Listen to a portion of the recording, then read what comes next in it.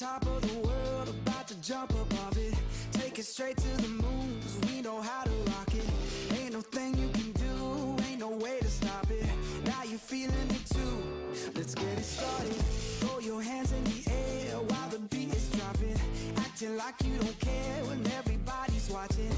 Just keep whipping your hair like that, you got it. Yeah, you're feeling it too, let's get it started. I'm ready, ready. Let's get it, get it. I'm ready, ready. Are you ready, ready? Let's get it started.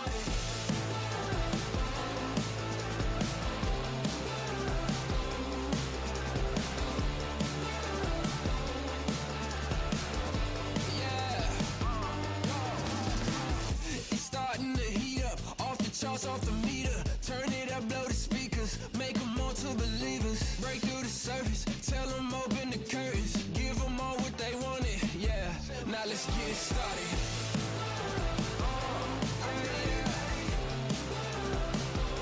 Let's get it, get it.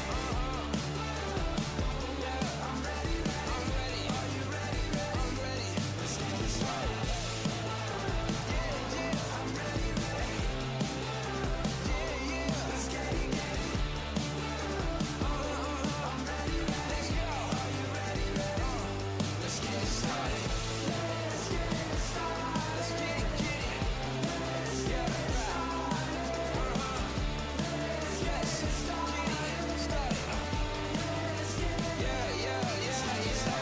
Give me something new. Time to break it loose. Take it to another level. Now we on the move. Shout if you coming with me. Going over the limit. On your mark, keep it steady. So tell me, are you ready? I'm ready, ready. Let's get it, get it.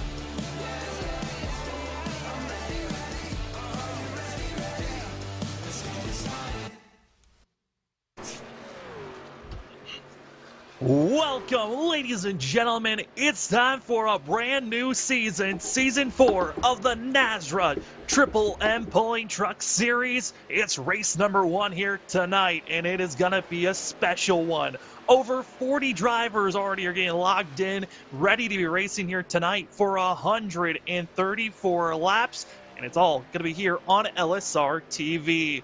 My name is Sam Dyer. With me is going to be that of John Mustin Jr. and as well LSRTV Studios running all the back end. John, trucks, usually we start out at that of Daytona, but instead going to be at Atlanta. Atlanta, it's going to be our first destination. It should be an interesting one, especially with the amount of trucks we have here tonight.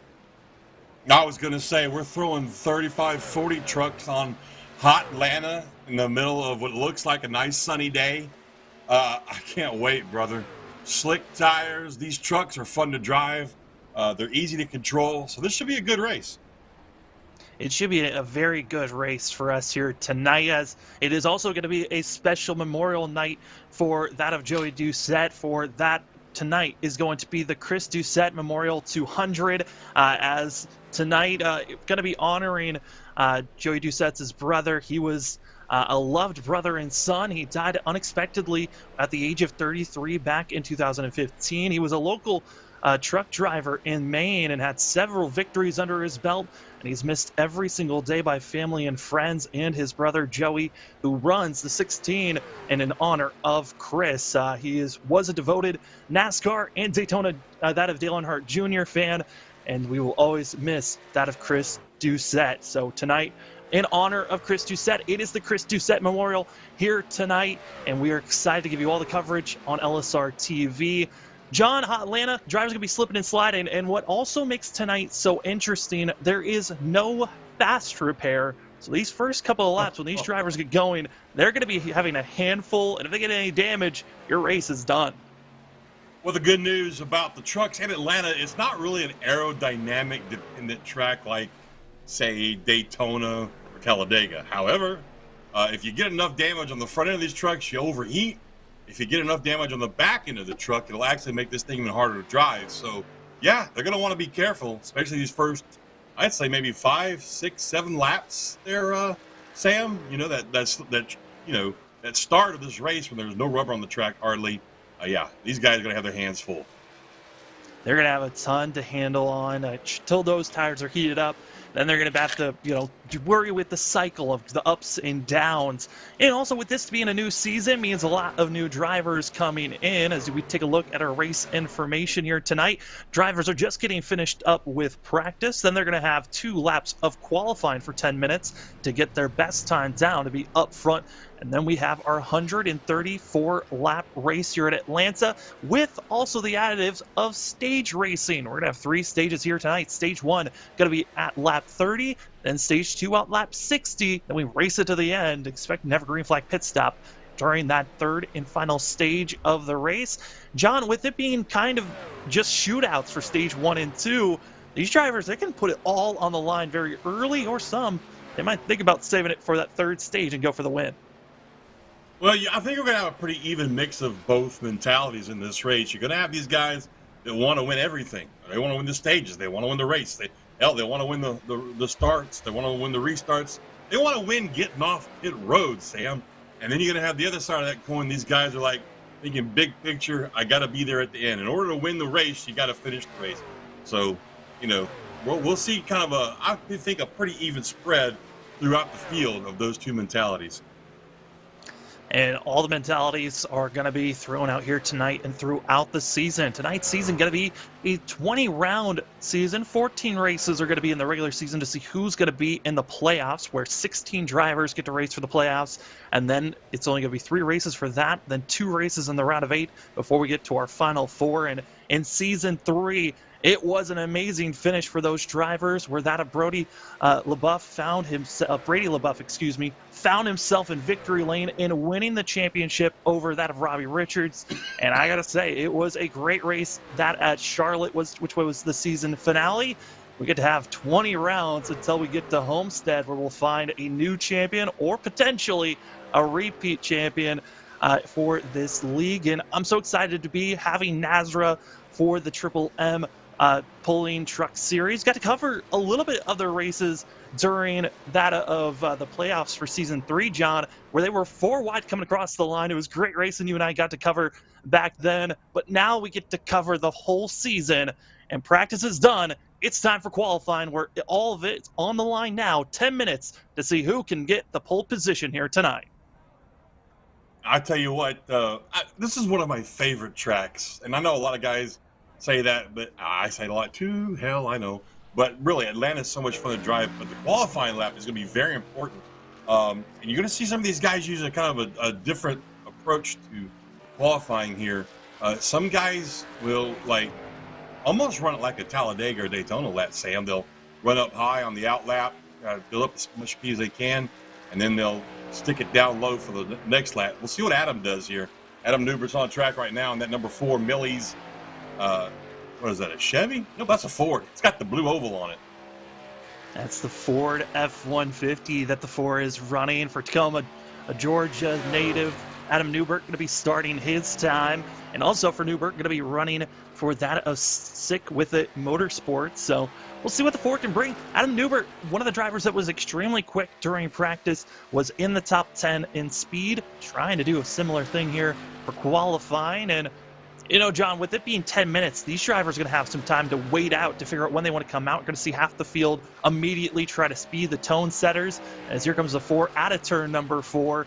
And then we're going to have the second half of drivers that are kind of waiting for the track to evolve during qualifying, trying to have the coolest track possible. So they put down the fastest times as Newbert puts himself with a 31.624, his fastest lap currently. But lap 2 seems to be always the faster lap. We're going to see how that handles. Right now, Hunter Parsons is on top of the board, the 31.57, 31.57. You got to hand it to those folks at Ford, Sam. They're really helpful. And by that I mean that, whenever you're wondering what's wrong with your truck, it's running bad or it just dies all of a sudden, all you got to do is look down the steering wheel. They circled the problem for you in blue. They get to figure out what the issue is for themselves as across the line. Actually, Adam Newbert able to better his time with a 31.540. As now we move over to that of Joey Doucette again. Tonight, such a night for Joey Doucette, trying to run for his brother and trying to get a better time for this 16 team. And running 16, honoring his brother, that of Chris Doucette, as that is tonight's sponsor for tonight. It is the Chris Doucette Memorial 200 at Atlanta, and with Joey putting down a 31.864. Not the fastest lap out there, but respectable to try to get in the middle of the field. Oh, but he got real loose right there coming off of 2. That's going to hurt his time. I saw a couple of trucks do that in practice. That exit of 2, Sam, looks like it's going to be our calamity corner for the night. For whatever reason, these guys are just all wicked loose coming off that corner. And his second lap is going to be 31,800. Yeah. And right just like that, Joey Doucette going to be 15th on the board currently as we now go to that of Cody Knott in the 26. Cody Knott hoping to see where he's going to lie. Currently, Cody Knott, one of the drivers that during practice was in the middle of the field, put down a 31.8 during practice. We'll see if he can best that time or equal it, as currently still top of the board, trying to go for our Blanchard Towing Pole Award. Currently, that is Hunter Parsons top of the board currently, as you see the 26, seeing its time start coming out of turn number 2. Hey, just something I wanted to touch on real quick there. I don't know if we mentioned or not. You might have. I'm sorry if I missed it, but that 16 truck of Joey Doucette is actually painted just like his brother's truck, Chris. Chris used to run trucks at the local tracks up there, and that's a really good-looking paint scheme, just in honor of his brother, running the same number tonight, and a very, very similar paint scheme to that truck. That's pretty cool. It is always awesome to see drivers, bringing out schemes to honor those, and it looks almost identical to what Chris Doucette would run up in Maine. As now we look at that of Devin Painter, and Painter last season in season 3 found himself in victory lane a couple of times here at the mile-and-a-half course. Is going to be a favorite to watch out for in the later on. The Red Dog coming across the line. We'll see what time he puts down. Looks pretty decent as we wait for the confirmation on his time, and it's going to be a 31.513, just coming up 11,000 shy for the pole position. He's got another lap to go, and you said earlier, Sam, the second lap seems to be faster for some of these guys. We'll see how it looks for him here as he comes down through 3 and 4. He's a little high right there. I don't want to get it down on that line. That's going to hurt his time a little bit. Right out against the wall, down to the finish line. Yeah, a little bit slower it looks like, 31.6. Yeah, and I think really it was the fact that, like you noted on, just was a little bit high on that entry and never was really able to come down on the apex of 3 and 4, and going to be second currently for that Devin Painter, and now going to have that Keith Bradley in the 29 machine. He's driving a pizza truck. I'm digging that, man. I just had me a Meat Lover's Pizza for dinner, Sam. That is going to be Winter Circle Pizzeria for Keith Bradley. That's a new sponsor for Keith on the season, and that's a good-looking truck right there. Doggone it. It makes me want to run out and grab another piece of pizza. Hey, Cody, I'll be right back. Always wanting to get food at some point. It doesn't help when these drivers have such good-looking food on their car, their trucks, as Keith Bradley coming out of turn number 4, looking like a decent time for himself. Cross the line, going to be close as we wait for the confirmation. But if that comes in, it's going to be a 31.694. And as we were looking at that time, Chris Cinnamon actually going to be top of the board as both drivers were on track at the same moment. So currently Keith Bradley 14th on our ticker currently, but hey, getting real low. Johnny's getting close to that white line. This is the type of line we like to see now coming out of turn number 4. Yeah, I'm not real sure if that first lap was him just taking easy on the tires, but he looks a lot better right there. Wow. Up to the pole of 31.493 for Keith, the Animal Bradley, driving the Winter Circle Pizza Chevrolet Silverado. And Keith Bradley trying to get that Blanchard Towing Pole Award, and he's doing his best at it as here comes newcomers. We've got ourselves 12 rookies that are coming in trying to go for that of the Over the Top Designs Rookie of the Year award. And we're going to see that of Daniel Balders, who's going to be currently going high on lap number 1 and just trying to get that momentum up on this first lap. That is the goal for some of these drivers, is to set up that final lap number 2, with the most amount of speed, and the 6 trying to set up to try to get this pole position. Well, see, that does something else for you when you run up high like that. it doesn't damage the tires quite as much. You're not putting quite as much turn into the vehicle to try and keep it down low. So you're saving a little bit of tires. So, but that's a 31.19. He's got to have a perfect second lap, Sam. Wow, he's looking good so far. Hugging the white line, exactly where you want to be when you're going through ones and turn 1 and 2. On the backstretch, flying around is the 6. Felder's going to do his best to keep up with this speed. Once again, a little bit high on the apex of the corner, but he's going to try to get this major run. Coming at turn number 4, looking like a good time coming across the line. That was a fast lap, but we wait for confirmation. Coming up 4th with a 31.508. That's still a good lap. That's going to put him top 5 right now. We've still got a few more guys that need to get laps in. At least 8 or 9 guys left that need to get some laps in. But we've only got a minute and a half to do it, so they're going to have to step it up here if they want to get something in. Right now, Lumpkin on track. 31.5 is his first lap there, Sam. We'll see how he improves that, pardon me, as he comes down the backstretch through 3 and 4. He's going to want to get real low right here. And he's just running that middle line. I think it is best. He missed it. It was that first lap. He's 6 on the board currently, but coming out of turn number 4, Lumpkin is going to come across the line. Surprisingly, still quick. Could best it as we wait for confirmation on this lap. And it was not better. He's going to stick with his first lap, which was a 31.564. As now we move over to the 17, that of Brandon Bullock, who's going to be starting off his first lap of qualifying. Well, he's got 45 seconds left in qualifying to get it done. And it looks like he's going to run probably that middle line right there for this first lap, Sam. So he's trying to get the best of both worlds right there. Trying to get as much speed as he can built up and take care of those tires at the same time. We'll see how he does. This is first lap is 31.734. Oh, sorry, excuse me, 31.717. So that puts him 19th on the board right now. But see, yeah, he's running that middle line. That's not going to do him any good on this second lap. Ooh, and did he touch the wall right there? He didn't touch the wall, but he certainly got loose. And I'm looking at the time. He is going to be with that little bit of a shuffle. Got to be careful for the 17. Bullock might not have enough time to finish out qualifying. We got 5 seconds left coming out of turn number 4. 3, 2, 1. We'll see if they give it to him across the line. And it looks like he might have just got it, but it's not going to be enough. Nope, it didn't count. Poor guy. He was good. He was giving everything he had too, man.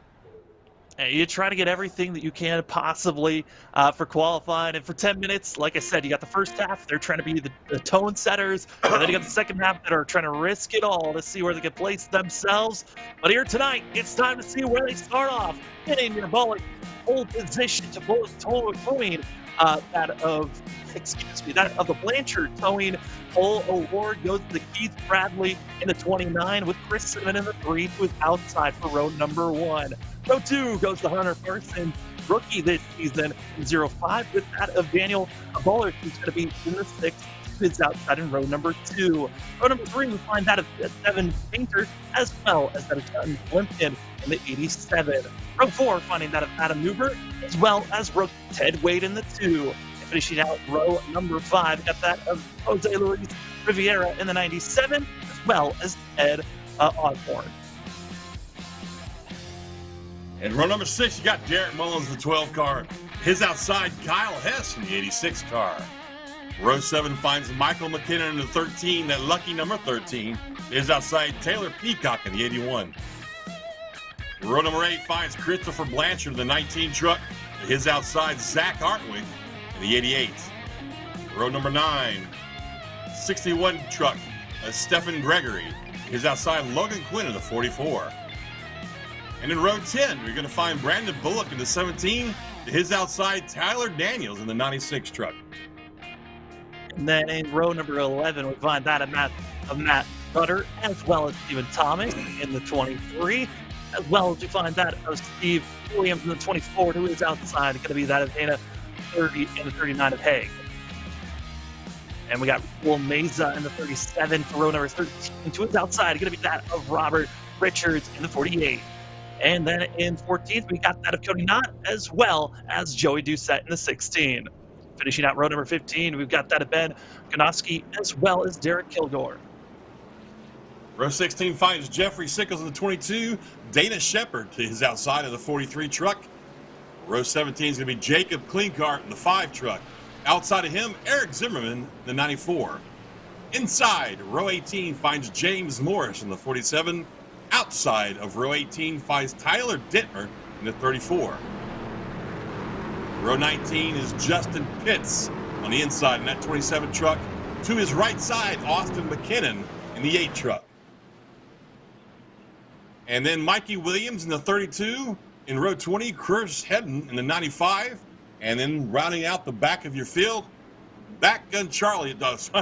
Clint Motto. Sorry, I was trying to throw two sayings at the same time. Clint Motto in that 7 truck. He's going to be tail end Charlie right there. We've got a big field here, Sam. We get ready to go green. It's going to be crazy. 40 trucks ready to attack, as that was your Team 126 starting grid. Thank you to all the amazing sponsors that we have here at LSRTV, and all those sponsors that are going to be having a fantastic awards throughout the year.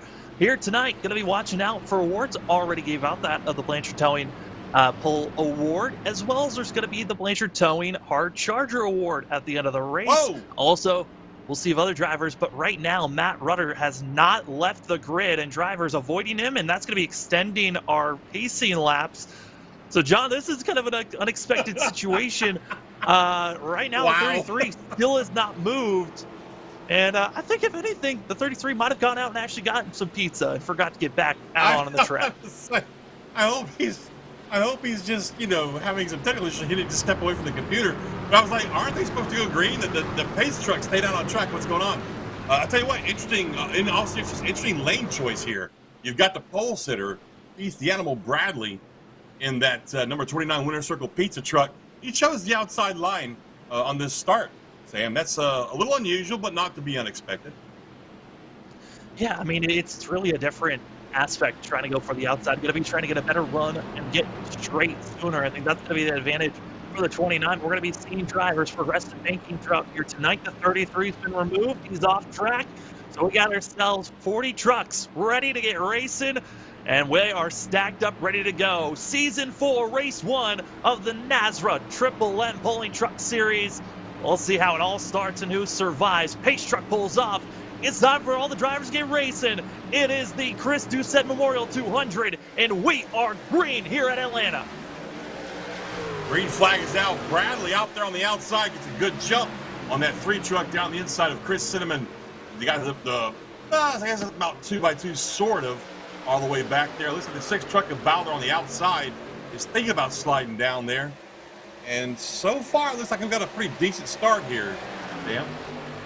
Everyone certainly is just trying to survive. The 2 got to watch out getting up the wall. That's going to be rookie Ted Wade, who gets shuffled up. Don't want to get too much damage on that right side. Would be bogging down, but we're going to be 3 wide, trying to see who's going to be getting that place position. Certainly, right now, everyone's scrapping for their spots. It's going to be Derek Mullins who's going to be moving up to that and trying to make the pass, but he's got the 97. Jose Luis Rivera going to be keeping it side by side. And John, just only 2 laps in, and we're already seeing kind of what Hot Atlanta gives us. Drivers trying to get side by side everything they can grab now, but at some point in the next 5 to 6 laps, they're going to start to single file out. They are, and I've noticed something else. From our leaders all the way back to about 5th or 6th, they're already riding the high line, the middle to high line on this track. And that's going to be what we're going to see for most of the night. It just it does a couple of things for you. It's a little bit easier to catch the truck if they're loose up there. And also it takes care of those tires and it makes them last a little bit longer. So we're going to see that throughout the race, throughout the field even, as guys start to try to just move their line, their racing line up a little bit there. As we ride along with... I'm sorry, go ahead. Well, another thing is the fact that this is only going to be a 30-lap shootout, really, for this first stage. And so everyone's trying to attack as much as they can as we're riding on board with the 2 of Ted Wade. And, with the fact that the fuel that these drivers have, 100% fuel capacity, so they can go anywhere from 50 to 60 laps of fuel. So they're not expected to come into pit road for this first stage or even for stage 2. They can be as aggressive as they want on these tires in the early going, but it's all about that long run and making sure you're up in the top 10 at the end of these stages. Yeah, I wouldn't be too surprised if everybody stayed out for stage 1. However, you're going to have, stage 2 will will be a different story. Probably going to have most of the field hit at that point for tires. And I don't know, they got that Ted Wade guy with his new car. He's got a ruffled up right side. That's going to be kind of a questionable call on him if he wants to try and get that fixed and just leave it the way it is. I guess he's going to use this first stage as a kind of a gauging tool to see how the truck's going to run that right side damage. I mean, that's really what stage racing kind of gives you, is that little bit of a buffer zone to figure out what do I want to test in this first stage. Do I want to test how aggressive I can be or how passive I want to be on these tires? And that's what we're seeing currently right now with all the drivers currently side by side, seeing the front, back, and even further back, seeing a couple of other battles that are attacking one another. As we're watching the middle of the field, we're also seeing some drivers getting back out on track. I believe that is going to be seeing some drivers finally getting back out on course, as we see the 61 and also the 19 battling on. And I gotta say, John, first stage, second stage, you can test the limits of these trucks to an extent. With there being no fast repair, you gotta also be always knowing you don't have a safety net underneath you. You gotta be careful all 134 laps. That's 100% correct right there, Sam. Now, I'm looking at the field. We were supposed to have a 41 truck field, but we saw the issue with Matt Rudder at the start. Looks like he went AWOL. He's still currently out of the race, as is Clint Motta, never even started the race. So right now we still have 39 trucks on track, and all of them pretty much within, I don't know, a half a lap of each other from start to back. So that's not too bad, but we're only 8 laps into this. We'll see how it goes. Looks like Matt Rudder. Yep, Matt Rudder has come back. Update on Motta and also Rudder. Rudder was able to get back on track, currently 5 laps down. That of Clint Motta had to come into pit road to get service done at penalty for the 7, and then was able to get back out on course, currently 7 laps down. So all 41 trucks on track currently, but only 39 on the lead lap. Not to be only down to 38, as up front watching some of these drivers. Currently you see the 94 and the 4 side by side. Hard racing for those that are trying to crack into the top 5. Devin Painter in the 64, and also seeing that of the 4 of Newbert battling with one another. But Painter, knowing every point's going to be so important, especially with stage racing, you got to make sure that you're up in the top 10, and the higher you are in those positions, the more points you get. Absolutely right on that. And I tell you what, I'm looking at the field, and I just want to touch base for those of you that are following Joey Doucette, whose brother is the races and memorializing. Joey has moved up 6 spots. He started 28th on the night. He's up to 22nd right now, and he's holding his own back there. There he is in that beautiful purple truck right there. The truck's a throwback, Sam, like we touched on, back to his brother's truck back in the day when his brother drove trucks up there, the local main racetrack. So he's doing pretty good. He's gained himself 6 spots already, and he's just slow and steady, making his way up to the field. Yeah, and right now, kind of one of the drivers to watch out for that hard charger award. There's a couple of other drivers that have been able to move up 10 positions or more, but right now, Joey Doucette, one of the drivers that's more known for running in the middle of the pack, keeping that truck out of trouble. And with the aggression level that we're expecting to pick up, we're only in the first 11 laps of this race. We know it's going to pick up at some point. The goal has to be for a lot of these trucks, though, stay out of trouble and keep that nose clean. That's true, but you know what? I couldn't help but think that we might see a little extra aggression out of Joey as this night progresses. I mean, this is a memorial race for his brother. He's driving his brother's truck, his brother's number. You got to think that in the back of his head somewhere, he's going to do everything he can to try to pull the W out, at least just this one time. So like I said, we might see a little bit of extra aggression on his behalf. Oh, we have a fight and a change for the lead up front. And up front, going to be seen up front side by side. It's going to be that of Keith Bradley, who got the pole position. Going to be on the outside holding strong. And see Chris Cinnamon in the 3 trying to give a little bit of drafting assistance to 29 and over. It's spun, and there they go. Our top 3 all involved in this one. And watch out, the field's trying to slow down and not get collected. And John, in a blink of an eye, our top 3 that look so dominant, all involved in this one. Oh, that is a shame, too, man. I mean, there's so much room in this track. There was really no need for that kind of contact. Let's go back and see what happened on the replay here. You're going to see the 6 of that of Dylan Boulder, who's going to be on the inside. And just, I think we might need a different view, but oh man, the 3 of Chris Cinnamon just nowhere to go for himself. Yeah. Innocent victim in that. We're going to be going up to a blimp view and all aerial coverage covered by that of LSRTV. And it's going to be coming out of the corner again, going into turns 3 and 4, but they're already side by side, practically bouncing off one another here, John. Yeah. And it's right here, coming out of the corner. 2 makes the move. Oh, wow. And it just, they both, it looked like the 6 came up, the 23 came down, both looking for the same real estate. And all 3 are front 3 involved. It just seems to me the 6 didn't really turn in where I think Keith Bradley was expecting him to turn in. Does that make sense? When you go into the turn 3 at Atlanta, you want to start your turn in, no matter where you're at on the track, inside or outside, you really want to try and start that turn at the same spot. And I'm thinking maybe I don't know, maybe he just thought the 6 was going to turn in when he didn't. That's really unfortunate, man. A lot of damage to some to our top 3 cars, trucks, excuse me. All 3 of these guys were blazing fast. It looked to me like Cinnamon might have come out of the worst end of it, though. And right now, I'm going to be seeing all the drivers as John, I gotta say, Bradley, at least he knows what his pit board is. You can see everyone else going with completely on guard. And you know what? We'll just go with the Muppets with Keith Bradley. Cody said that, and our producer said, "Hey, can we give a shout out for the pit board?" And I look up, and there's Animal staring me in the face. That just totally caught me off guard, man. I mean, he is. I tell you what, Keith is a great guy. Well. I don't know if you ever talked to Keith much, but he's a really good dude, man. And I met him through painting, believe it or not. He approached me a while back, a couple years back, to give him an iRacing version of his real life sprint car that he drives. And he sent me all these stickers, and of course, half of them were Animal from Muppets. And what's the little guy, Doozer? Is that his name? I don't remember. Anyway, and it was a very entertaining vehicle to design, let me tell you. Oh, I can only imagine. The creativity that you can just go with having a bunch of Muppets all smacked on a car. Do want to give a note, though, currently up front, Hunter Parsons in 05, gonna be our leader currently. But, John, as we're looking at the 05, you can see some of that rear left quarter panel. It is lifted up. There's been contact between the 05 and another car. Then behind him, we got out of Jose Luis Rivera, as well as Adam Newbert, Derek Mullins, and as well, finishing up your top 5, going to be Justin Lumpkin.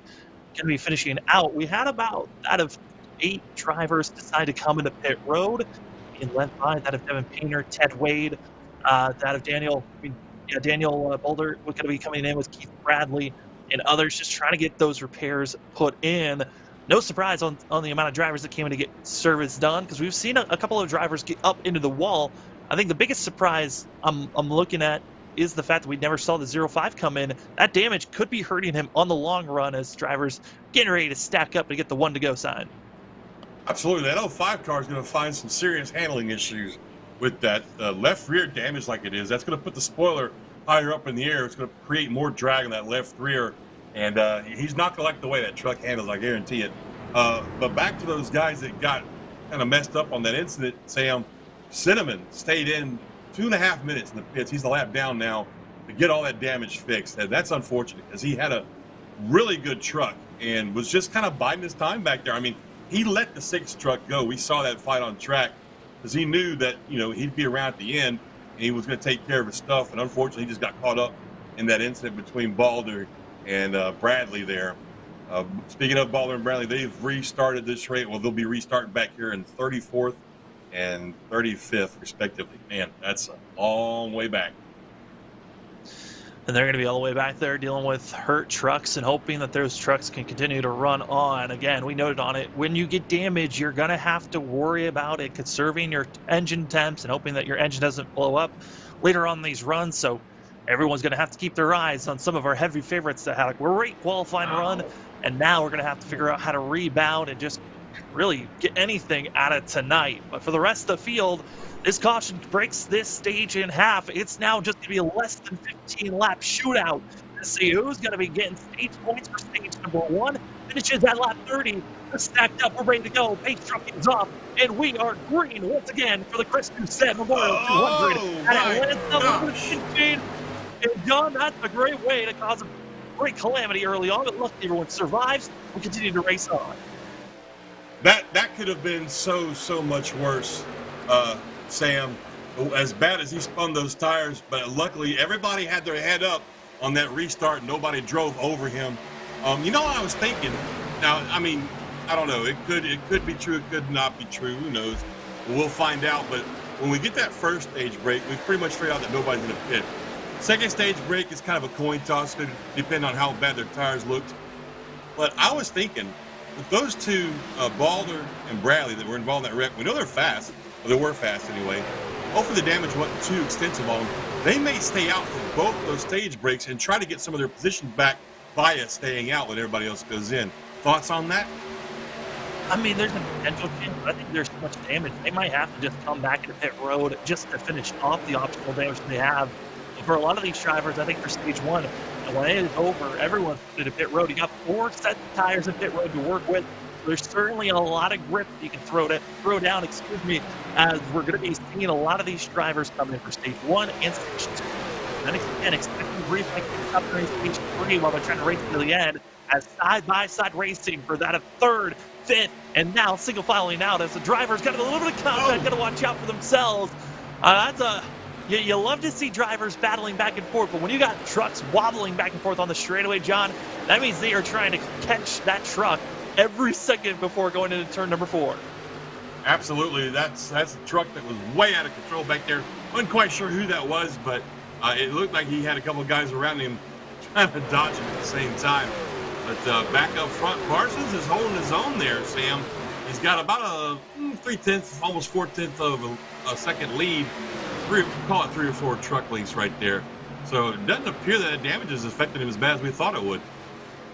No, as we're waiting to see if can get back out on course and stay there, as drivers trying to decide if they want to continue showing on track or go invisible for us, as it's going to be seeing the 61 as Stephen Gregory, who's going to be currently in 5th position, trying to hold off Justin Limpkin. And Limpkin was one of the drivers got extremely loose on the early going of this last restart, trying to hold on, as we are now coming up 8 laps to go in stage number 1. Again, at the end of lap 30, that is when the stage break will come out. Top 10, hoping that they're going to be in the top 10, getting those stage points. Yeah, and I'm looking through the field here, and the night is not getting any better for our two guys there up front. But back to the stage break. I didn't realize. You may have said it sooner. I don't know. I didn't realize they had 4 sets of tires, so I can't imagine why you wouldn't want to come in and throw some fresh rubber on these trucks, man. Yeah, fresh rubber is going to be the most important thing, especially for these drivers. That's what I was saying, like stage 1, stage 2. You've got a lot of testing that you can throw out. Do you want to be aggressive on the first stage, then test out being conservative on the second? Then your equal balance on how these tires are going to be evolving going into that 3rd and final stage where you're going to be racing it to the end. Again, stage 1, lap 30, stage 2 on lap 60, and then we get to race it to the very end of lap 134. So we're riding on board the rear bumper of the 61. Gregory there for his second, and now seeing the side-by-side battling for that of 5th place. And once again, we're seeing the drivers on the outside. They're getting some great runs on the straightaways, but the 61, got to give credit for Gregory, still holding strong, as the 87 of Limpkin going to be able to make the pass cleanly here. We'll see now if Kyle Hess wants to go to the outside. It looks like he'll do it as well for the 86. Yeah, we touched on that at the top of the show. The outside is really the place to make your moves. Oh, he's in the wall, though. That is not how to do it.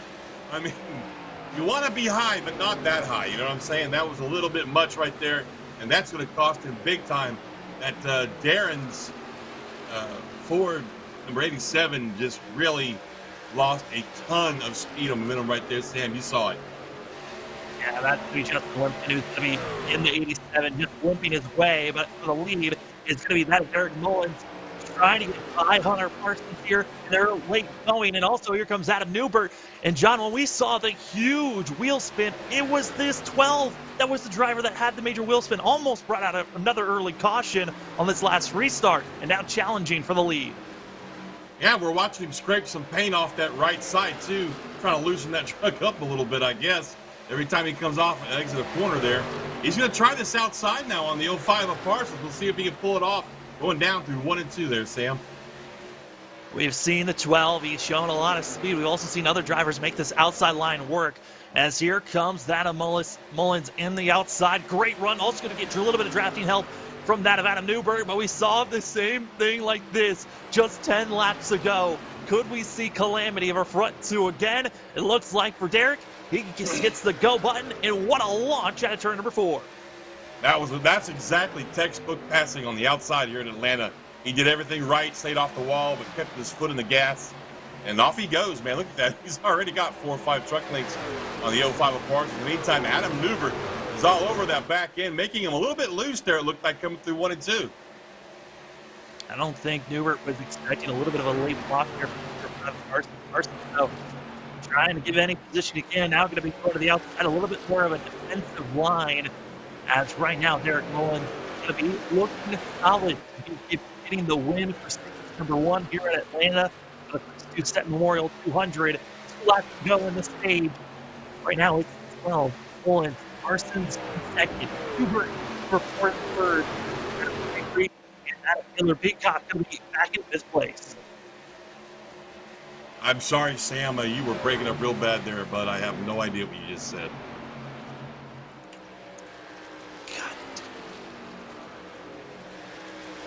Meantime, it looks like Mullins is really stepping out that lead. He's already got 1 second. 2 laps ago, he made this pass. He's already got a second over the rest of the field. So I'm thinking that this is a guy to keep our eye on, folks. The guy in this 12, number Ford, ironically sponsored by Ford Motorsports. Mr. Mullins is really putting a show on right now. We should be getting ourselves a stage break here shortly. I believe they said it was lap 30. We'll be taking a stage break, calming ourselves down, maybe sipping some water. And hopefully, everybody will come back in here and get themselves some tires, get their damages. And there it is, folks. Caution's out, stage break right there. Top 10 stage breaks. Derek Mullins in the lead. Hunter Parsons second. Adam Newberg third. Stephen Gregory fourth. Taylor Peacock fifth. Sixth is Steven Thomas. Kyle Hessen seventh. Eighth is Robert Richards. Ninth is Michael McKinnon. And Joey Doucette up 18 spots into the top 10, sporting his brother's colors and number. Well, folks, we're going to take a quick commercial break while we get things sorted out over here in the booth. When we come back, we'll get you some more green flag racing at the Chris Doucette Memorial here in Atlanta.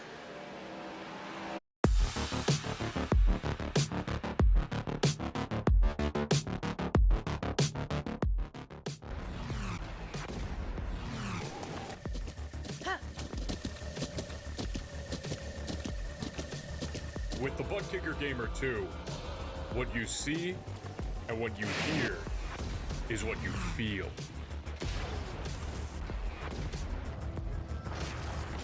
Butt Kicker. The future is feeling.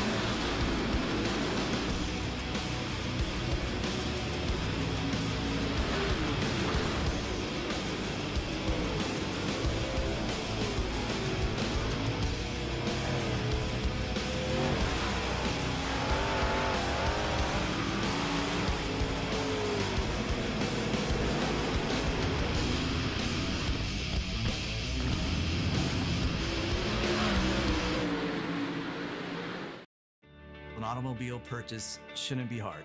The hardest part for the consumer in the whole process should be selecting the vehicle. We have the online credit application. We can bring the car to you to see it, to test drive it, to deliver it. We have all the tools in place, and we've had them in place for a long time. I just think now we've perfected it. It's become part of our culture. We've, kind of taken it to the next level. It is easy, and it should be easy, and it should be fun, and it shouldn't take a whole lot of time.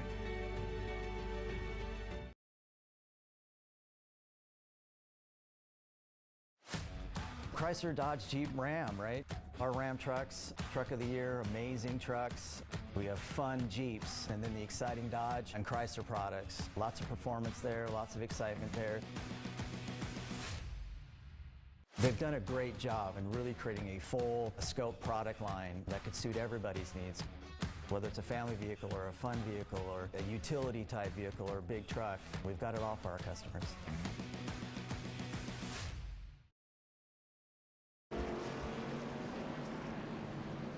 Welcome back, folks, to Atlanta Motor Speedway, where we have the Chris Doucette Memorial 200, brought to you by Triple M Pulling for NASRA. This is round 1 of season 4, 20-round racing series, and we've had a lot of excitement already. We've had our pole winner, Keith the Animal Bradley, got into an incident with the second place guy of Daniel Baller in the six truck, Didn't take them both out, but it effectively ruined whatever chances Bradley had of a good run tonight, I think, because he's still back there mired down in the back of the field, trying to get his truck straightened out. We'll see how things go for him. We're about to go back to green. Let me give you a top 5 rundown real quick. Sounds like we got some problems on the internet too. All right, so Derek Mullins is your lead in number 12 truck, Hunter Parsons in the 05, Adam Newbert in the 4, Taylor Peacock in the 81, and Kyle Hess in the 86. Your top 5. Everybody looks like everybody pitted here. Everybody took 4 tires and fuel. So we've got some fresh rubber on these trucks. Should make for some fun and exciting racing we've got come here. And I'm looking forward to watching the second break here. We're going to have, let's see. Let me check my notes, folks. Pardon me for a second.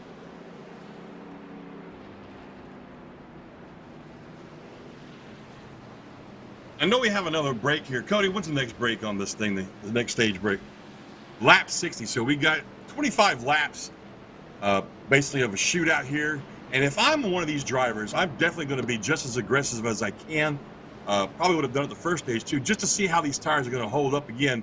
Maybe up that aggression just a little bit more, see what I can do with this truck, because we're going to have a long 74 lap, not shootout, 74 lap run with at least one more green flag run in there somewhere if we have no more cautions. So definitely probably going to see a lot more aggression on some of these guys' behalf, testing out these trucks. Now we saw Parsons up there, Hunter Parsons in that 05, led a lot of the last bit of that last stage after the caution we had, even with that left side damage he's got. But eventually he was chased down and passed by the 12 truck of Derek Mullins, the Ford Racing Ford 150. Go figure. I like that. Here we go, folks. Pace truck is off, coming down to the restart zone, and the green flag's in the air, and off we go. The 12 gets a better restart this time. He spun his tires in that last restart and bottled up the field. But look at this, down low in the forest, Adam Newbert, he takes second place away from Parsons in the 05. Parsons washed up just a little bit there. It looks like Newbert has designs on that lead. He might give Mullins a run for his money here going down the backstretch.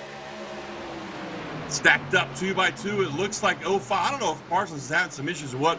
He's already dropped about 3 spots here. About to make it 4 if he's not careful, going through 1 to 2. Oh, caution's out. Looks like we've got something going on somewhere in the back of the field. Oh, my goodness. Well, we know the 42 truck is involved somewhere. Let's find out. Here's your Pulse Poppers instant replay. He's down low in the grass already, so it's happened already a little bit. Here we go. This is, looks like this is on the restart right here.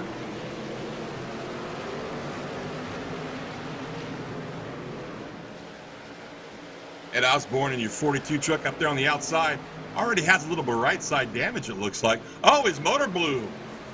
Wow. And see, folks, we were talking about that earlier, Sam and I. When you get nose damage on these trucks, they overheat bad. And it looks like that's what happened. He had some damage on the nose, definitely some damage on the right side. And on the restart, that thing just popped the gasket. Unfortunately, that's going to be the end of the night, I think, for Ed Osborne, pretty much. Now, thinking about points, he might try and get back in. It's about a 31 to 32-minute repair when you blow a motor here in iRacing. So he's probably going to fix that and see, you know, who else drops out somewhere in this race. He might be able to gain 1 or 2 spots, but probably not. So here we go. We're going to line them up again. Get us another restart here.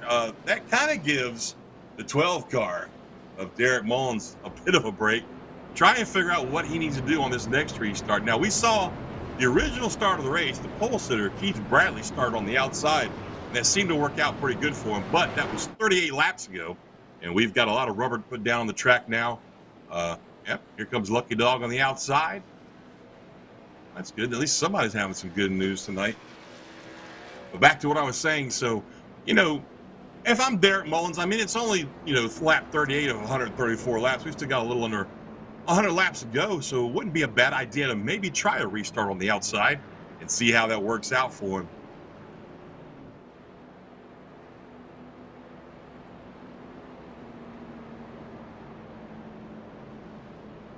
And folks, believe it or not, we have a guest star joining us up here in the booth shortly, but I'm going to let it be a secret until he's ready to open his mouth and say hello. In the meantime, Pace Truck's about to cross the line. I believe we're going to get the signal for 1 to go. Going to stack him back up, and we'll see what decision the 12 truck's going to make on his restart position. Again, like I said, you know, if it was me, I would go ahead and hop myself to the outside and let Destiny take his will, if you will. We're going to do one more lap of caution here. Give these drivers a chance to, you know, take a deep breath. Now back to Joey Doucette, the driver of the 16 truck, that beautiful purple paint job in honor of his brother Chris Doucette, passed away a few years ago. This is the Chris Doucette Memorial 200 here at Atlanta Motor Speedway. Joey started 20th. Joey started 28th, has worked his way up to 8th. He's inside the top 10. Like we talked about this at the top of the show, I think he's going to try and be a little more aggressive than we normally see him. And it sounds like my new companion for the night is ready to go. How you doing, Wes? Good evening. Good evening, everybody. Just coming in at the last minute. It's always exciting to see what goes on in the world of NASRA. Michael McKinnon and the staff have done a phenomenal job with the NASRA, keeping it going, and I'm so excited that it's back on iRacing on LSRTV. And I'm looking forward, John, to working with you tonight, man. Thanks for giving me the invite. Well, you know, not that I don't like sitting here with you, Wesley, but unfortunately Sam had some technical issues. The internet monster ate him, I guess. That's what happened. So I'm glad you could step in and give me a hand here, man.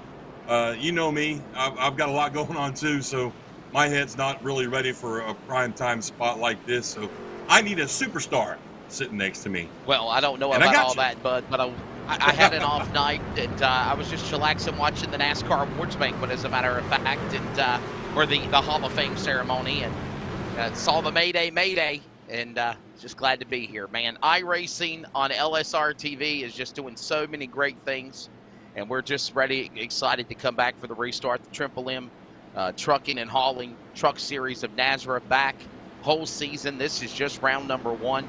And we still got a long way to go, man, in the Chris Doucette Memorial 200. There's only 40 laps completed in this 200-miler event. And we'll see what goes down. Looks like the lights are off on the Pace Truck, bud, and we're going to come back to green flag. We've got it doubled up here, and I'll tell you what, it's going to be a good restart. Keep your eye on the number 12 there, Wesley, Derek Mullins. He's had 2 starts. One of them, he blew the tires on pretty much, just slipping the slide. The other one, he had a pretty good restart. Here we go. Field back to the Geico restart zone. Green flag back in the air. It'll be lap number 40 completed. Mullins, Newbert, Richards, top 3. They'll nestle their way down to turn number 1 and 2. Hess will get passed by Richards for that spot. They're going to go 2 by 2, and they pull away from the rest. They work off the back straightaway. Down the back straightaway, though, we still got a 2 by 2 fight for that lead. We saw this last restart with Adam Newbert really wants that lead, Wesley, and he's going to be as aggressive as he can to get it. I mean, they've got 2 or 3 sets of tires left, so that's not going to be an issue with him. And they got another break coming up in about 19 laps. Fighting back on the outside, though, is Mullins in that 12 truck. Field will settle their way back off into the first turn. Newbert holding on to the top spot. Mullins and Hess now battle side by side. Here comes now Richards. For a second, they thought about going 3 wide. Newbert loves that. He'll pull away. He'll take the outside lane, open the door to the bottom for Hess and Richards. They're coming after him as they exit the board. Hess got wicked loose coming off 2. We've seen that a few times tonight, Wesley. They exited 2. These guys get a little bit of a wiggle to them, and it hasn't resulted in much, accident-wise, but it's been fun to watch these guys gather the truck back up underneath them when it breaks loose like that. So the field will work their way back down the back straightaway. It's still going to be Newbert out in front. That's Adam Newbert in the 4. Kyle Hess, Mullins, Richard, Stephen Thomas, top 5. Look at that, number 12 Ford of Mullins up the racetrack. That allows Richards to creep down to the hill. It's Chevrolet versus Ford, bow tie and oval, through the tri-oval, back across the line as we approach lap 50. Newbert still at the point. There's the battle now between Derek Mullins going after Hess off of turn number 2. I'll tell you what, that Mission 22 Silverado looks great right there. That's a good shot looking back on that Mission 22 Silverado. And folks, Mission 22 is something that's near and dear to my heart. When you get a chance, look it up. Mission 22, it's about veterans basically, and it's to help prevent suicide by our veterans. We have 22 veterans average a day that step out of this world on their own. It's just not the way to go. Back to this race though, Wes. I'll tell you what, you watch that 48 truck, he's looking sharp. I was going to say, man, big thanks to our veterans, those that have passed and fought and served, and those that are continuing to do so today. Newbert is the leader, but not for long. He's under attack by Hess, the Mission 1 Esports 86 machine, creeping down to the inside. Newbert protects the outside lane, throws the block on Mullins. They'll now go door to door across the line here in Atlanta. Hot Atlanta heating up for the NASRA trucks. iRacing on LSRTV, round 1 in turn 1. Newbert still in the lead. Newbert's still in the lead, but look at this 86 truck down the inside. Hess, he is really putting up a fight down there. Unfortunately, he's by himself. He's going to have some help to make that inside line work because it's almost like a Talladega draft on the outside there, especially going through these turns, Wesley. We've seen it all night long. The outside's definitely where you want to be. He's going to make the pass on the 48 truck, but he's going to slide up behind Mullins going down the front stretch. Working now lap number 46 completed here in the Chris Doucette Memorial 200, round 1 of the Triple M Pulling Truck Series, sanctioned by NASRA here from Atlanta. Back straightaway. They now file snail's pace. No one breaking out of line just yet. Doucette now has Richards to deal with. Dittmer and Parsons, keep an eye on them. As there you see the number 81 truck of Peacock up the outside lane. Best battle as now Klinkhardt trying to go to him on the inside as they come to the stripe. Joey Doucette in the 16 Chevrolet driving that truck in honor of his brother tonight, Chris Doucette.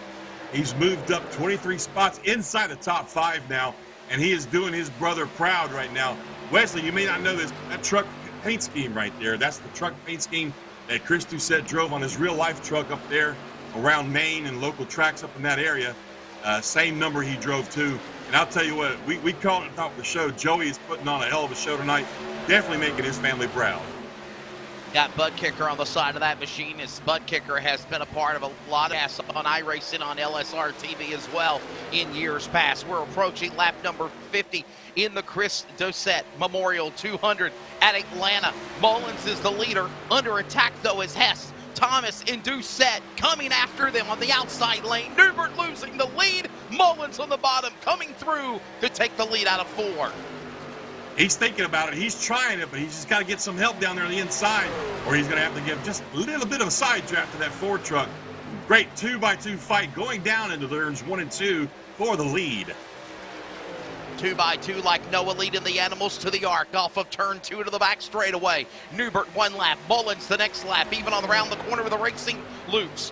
1 time, no, well, here comes Mullins back on the bottom. He's right up under Newbert. They're side by side. Newbert trying to get up in the tater patch, if you will. Coming up stuff out of 4. Throwing the block. Mullins stays in the middle. He's now the clown in the middle because here comes Hess. He'll think of going 3 wide as they go to 1. Thought about going 3 wide, decided maybe not. The 12 truck of Mullins moves down to the inside line. Newbert still on the outside. Folks, you could throw a blanket over the top 5 right now. You've got Mullins, Newbert, Hess, Thomas, and Doucette. It looks like they've all got an idea that they want to lead this race, Wesley, and that's just not going to happen. There can only be one. On board with Hess now, working his way now behind the machine of Newbert, who led earlier. Now the Ford of Mullins at the stripe. 50 laps in. Mullins, Newbert, Hess, Thomas, Doucette, top 5. Richards, Dittmer, Parsons, Peacock, and Klinkhardt. The top 10 here in Atlanta. The leaders are off turn 2. Tell you what, we talked about Tyler Dittmer right there in 7th place in that 34 truck. He's another big mover. He's moved up 29 spots, Wesley, since the start of this race. Mullins inside. Newbert not backing down. Couple of Fords battle for that spot. Is here they to the stripe. A Chevrolet licking his chops, ready to pounce like a coiled cobra and stick into the middle lane. Here's Hess. Will he go for the, will he pull the trigger? No, he won't. He can't. They're off 2. And now Mullins with the jump on the inside off the corner. I tell you what, Hess, he just doesn't know where to go. And I imagine that if we do this about 1 or 2 more laps, he may go ahead and make it 3 wide. You've got 2 Fords up front. You got that Chevrolet in 3rd. That Chevrolet looking to make a move here, Wesley, coming to the front stretch and the dog leg. Through the stripe, they thought about going 3 wide for a moment. This pack of 41 snarling iRacing vehicles work their way back up the corner on the outside lane. Couple of more laps to halfway. Lap 67 will be the halfway mark. Little wiggle there by Mullins. Newbert will get the jump. He gets the assist by Hess, and he'll pull away as they go to 3, but Mullins will battle back on the bottom in the corner. Mullins battle back on the bottom. And Newbert's going to take that lead back. Hess to the outside in 2nd place. Ooh, Mullins gets just a little bit loose on exit of 4 right there. Keep an eye on Mullins there, saving it, saving it. They work their way back off into the corner. Newbert, Millie's Ford, back out. About 2 car lengths, 2 truck lengths back on Hess. Mullins battles now with Thomas. Doucette all up under his tailgate. They work to the back straightaway. Losing ground is Mullins in the earlier at the front. Now he falls back to the clutches of the top 5 as a couple of more trucks get by him. And Thomas and Doucette are after him out of 4. Thomas and Doucette trying to get after that 12 truck. It looks to me like possibly Mullins has worn the tires out on that truck. Good thing for him, they got 5 more laps for the next stage break, Wesley. Can get in there and get him 4 new tires. They started this race with 4 sets of tires tonight. I think everybody's used up at least 1.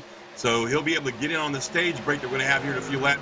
Change those tires out. In the meantime, up front, Hess making his bid for the lead down the inside through 3 and 4. A couple of more laps here again in stage number 2. Oh, caution's out. We got trouble. Caution's out. Couple of trucks are wrecked. 13 is wrecked. 64 wrecked. 87 at a snail's pace down below the turf grass. And the caution will come out. 64, Devin Painter. 13 involved of Michael McKinnon and a couple of others. Watch this. In the 81, stuck them in the fence and nowhere to go for those trucks. Looked like the 13 just got wicked loose on the exit 2 right there. Was trying to catch that truck and wound up drifting down into the 81. And the rest of those guys were just innocent bystanders caught up in that mess. I mentioned the 81 of Tyler Peacock as well, and Justin Lumpkin in the 87 also involved. We're riding on board with Michael McKinnon. Slammed in the door by the 81, and he got rode up the fence. Nowhere to go. Michael McKinnon, heavy damage on that truck, and so many others collected. And we go under the yellow flag.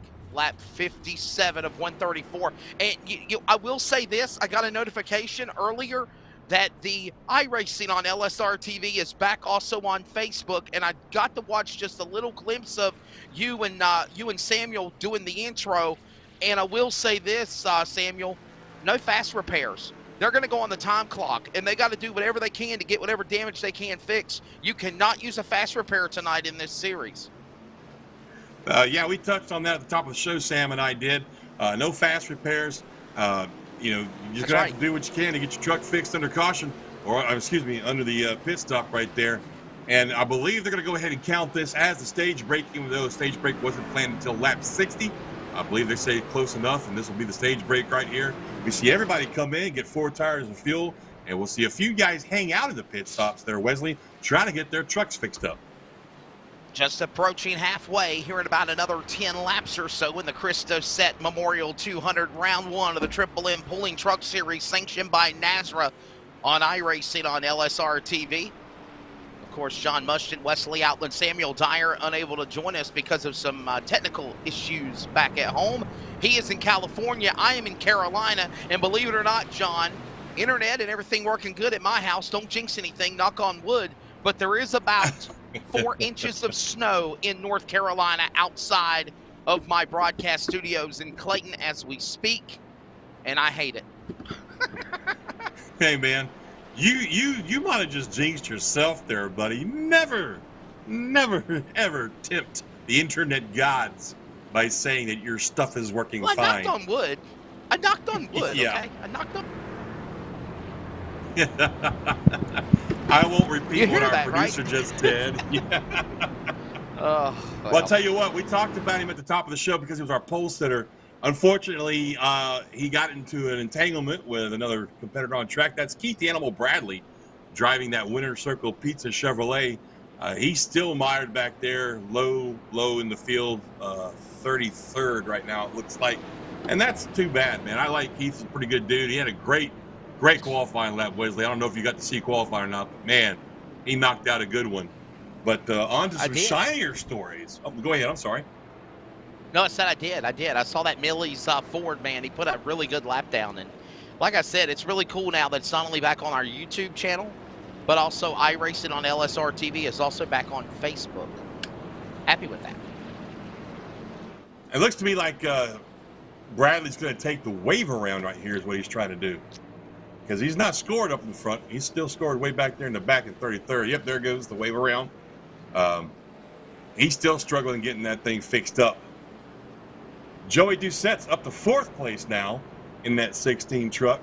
Tyler Dittmer up to 7th. Jacob Klingkart, he's gained 25 spots on the night. He's up to 8th in the 5 truck. So we got some guys that are really making the best of these incidents and these stage breaks, Wesley. Getting positions made up both in the pits and on the track. Pretty cool again to see what Michael McKinnon and Brady LaBeouf and all the folks that are involved in NASRA have done. The North American Sim Racing Association, and NASRA was a part of iRacing on LSRTV when it kind of started back a couple of years ago, and then they had to kind of work around some things, and it's cool to see what the Triple M Pulling Truck Series has done. And of course, back here on iRacing on LSRTV, I know we're excited about it.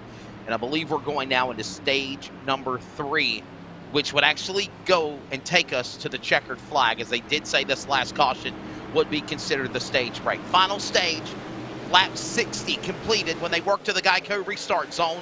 Green flag back in the air in Atlanta. And we're ready now. 7 laps to halfway. This race will go to the finish with under 75 to go. And it's Newbert back to the lead. Thomas, Hess, Doucette in a nice battle for 3rd as that works off of turn number 2 there, John. Great fight for 3rd right there. In the meantime, Newbert steps out to about a 2-truck lead. And it looks like these guys are going to try and make the best of these tires down the inside as quick as they can, try and gain as many spots as they can. Thomas in the 23 truck, he's going to try and slide up there and take away that 2nd spot from the 86S. We'll see how that works out for him. Meantime, the purple truck, 16 truck's got his hands full right there with Mullins in the 12 Ford, thinking about probably trying to get that spot away from him. 61 laps completed, 6 to halfway. That field of snarling virtual kaleidoscope of color trucks roar their way to 3. Around 4. And yes, we do know Atlanta Motor Speedway was repaved, and I'm sure that the new laser scanned edition of that track will be coming up on iRacing very soon. But John, I've just always liked racing at Atlanta. This is just such an awesome racetrack. What an awesome facility for iRacing and for the NASRA Triple M Pulling Truck Series to start their season right out of the gate. Then right here at Atlanta, you're about to see him go 3 wide. Thought better of it, backed away. I'll tell you what, 3 wide would be fun to watch. Wesley, Atlanta has always been one of my favorite tracks to drive in the sim racing service. And I'm one of the few guys around that can actually say he's done virtual laps at the old Atlanta configuration and this configuration, the 1.5 mile cookie cutter dog legs, they call it. And I'll tell you, John, Atlanta Motor Speedway, not only on iRacing, but in real life, holds a special place in my heart, because that was the first track that I ever got to announce real NASCAR for. was at Atlanta Motor Speedway. Thanks to Ted Alstead, Ozzy Altman. I got to work in the booth with the legendary Ken Squire. You talk about meeting people like Mickey Mantle or Tom Brady, legendary people of stature. Well, to me, working alongside Ken Squire, as I've done that time in Atlanta and many, many other times since for years to come, is just truly just something that you never forget. And it's Atlanta and this awesome racing that it provides, like we're seeing tonight here on the iRacing Simulator, where you can go back and make your own racing memories. As Meza is a little loose there, he falls back outside the top 10 as Parsons and Williams will clear him. Loving that Wild Boys wrap on that truck number 24. Meanwhile, hey John, we're coming up on halfway and we still got a lot of racing left to go here at Hot Atlanta tonight. We do indeed have a lot of racing left to do here, but look at this fight for the lead up front. It's basically trucks fighting for the lead, and right there in the midst of it, Joey Doucette in that 16 truck, driving in honor of his brother tonight, down to the inside, looks to take that lead away from Newbert, going through 3 and 4. He has made one hell of a run tonight there, Wesley. 26 spots he's gained. Now he's going for the lead. Coming after that top spot, they work their way back through start-finish line. 1 lap to halfway. Millie's machine under attack. That's Newbert Doucette at the Chris Memorial, trying to go to P1 out of turn 2. Newbert falls to second. Hess and Thomas now fall back. 3rd and 4th, not anymore. Hess now goes after the machine of Newbert for second as they come to the cross flags this time by. Talk about a feel-good story. Even though we're halfway at this race, and we still got a lot of racing left to go, maybe even another green flag pit stop, it's so good to see that 16 truck out front now in the Chris Doucette Memorial 200 here in Atlanta. Joey Doucette, his brother, driving a truck, looks just like his brother's truck did, driving his brother's number in his brother's memorial race, taking the lead here at the halfway point, Wesley. Got to know the emotions have got to be fulfilling in that machine right now for that driver of Doucette, trying to win this race in honor of his brother, Chris Doucette. Joey Doucette right now in P1, but he's got to hold it together. It's coming up on halfway now. First half of the race done. We're in stage 3. We're ready to take this to the checkered flag in the Chris Doucette Memorial 200 for round 1 of the Triple M Pulling Truck Series, sanctioned by NASRA on iRacing on LSRTV. Back straightaway. Doucette, truck length a half, not more. Newbert to the inside. He wants to lead back in the Millie's Landing 4 and 3. Millie's truck down on the inside, that number 4 Ford, driven by Adam Newbert. He's going to give it a fight down there on the inside. I don't know, though, Wesley. We have not seen the inside be very strong tonight.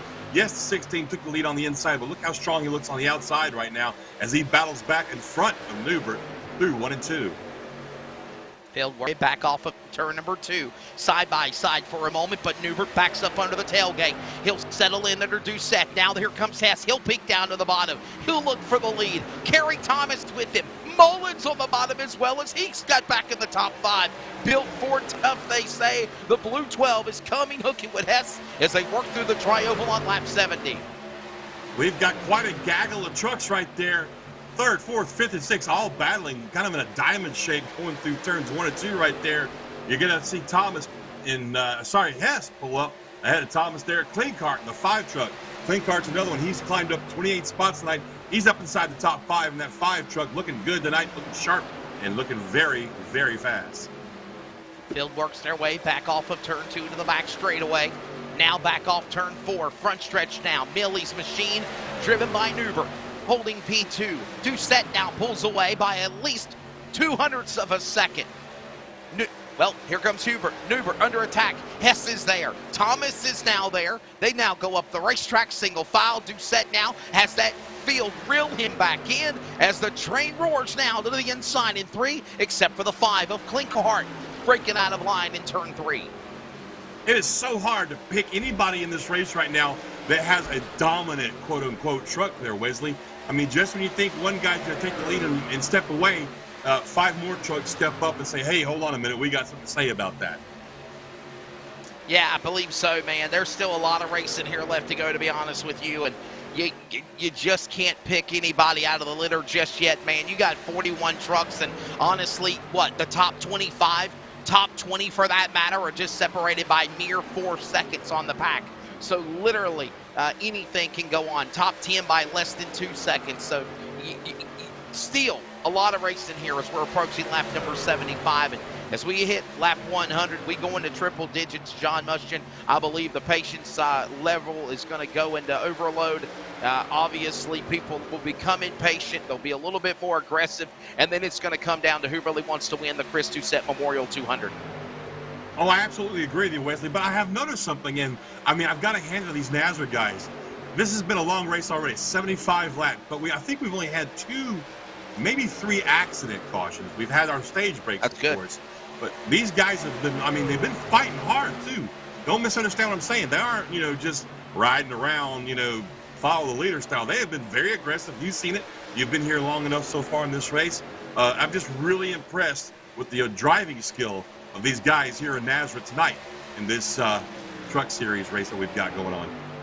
Well, you know, the thing is, John, is you've got guys that are on the NASRA banner that have raced for so long, they respect each other. I look at the scoring pylon of the top 41 trucks on the track that started, and I think of the names like Riveza and McKinnon and Zimmerman and Daniels, and just names of that caliber that have all raced for at least since 2000 when the NASRA sanctioned and banner of iRacing was created. And then you bring in all these newbies, but they all respect each other. They're all bringing something to the table. And of course, now to be back on iRacing on LSRTV, the home of sim racing broadcasting, it's just a perfect magical conjunction. Doucette trying to win the race in memory of his brother from up in upstate Maine. Joey leads him, trying to pull a miracle. He holds right now the top spot, working now lap 76. Newbert losing ground now to the leader by almost half a second as they roar to speed off turn 2. No, I was going to say there, Wesley, this is the biggest lead we've seen by far tonight. Also, the longest green flag run we've seen by far tonight. And it's really impressive what Doucette's doing right now. And the fact that he drove this truck up through the field, 27 spots to get there. Now, we've seen Joey Doucette race a lot in NASRA. You said it yourself. They've been a part of this LSRTV and iRacing for a while. And he's not normally a very aggressive driver. He'll tell you himself. He's not a super aggressive guy, but tonight he brought the aggression and he took that lead and he's got it. He's actually stretching out. That's something we haven't seen anybody do tonight. Certainly are. And who's going to break out of line but Thomas? Thomas will now come after Hess. The black 86 machine up on the outside lane. While that goes on, Newbert says, okay, you guys battle. 29 onto the pit lane. He gives up track position, coming for service on his machine. Meanwhile, we do stay green as the field works their way back down off into turn number 1 and 2. By the way, that was the animal, Keith Bradley from Lawrenceburg, Indiana, coming down to the pit lane. We're approaching lap number 80 here. In a few more laps, Doucette, Newbert, Hess, Thomas, Mullins, your top 5. Sounds like a law firm as they enter turn 3 there, John. Turn 3 sees Hess take that second spot away from Newbert there on the outside. I'm not sure if Newbert's truck is starting to fade, if maybe he overused those tires the first half of this run. As you see it right there, Hess is taking that spot away from him. Should clear him right here in 1 and 2. Field will make their way back off the corner. Turn 2, back straightaway. Biggest lead over anybody now. Doucette has opened it up to 3/4 of a second on Hess. Hess now has his hands full. He's got now the trunk full of the tailgate of Newbert, Thomas, Mullins, and right there with one another. One wrong slip, and somebody will capitalize on those spots. It's those top 4 behind the leader. That's your top 5. Cross the line, we're on lap number 80, and it's again the purple truck of Doucette leading them to turn 1. Oh, trouble contact! Sideways is Newbert, he saves the truck out of turn 2. That right there, Wesley, is a prime example of we've been talking about the skill these drivers have. Not many guys can save the truck that out of shape going through a turn at Atlanta Motor Speedway this long into a run. Great move by Newbert to save that truck and to live to race another lap. What a battle. Almost 3 wide. Working across the line. What a save there for the number 4 of Newbert. And he only falls back into the clutches of the top 10 of 8th position.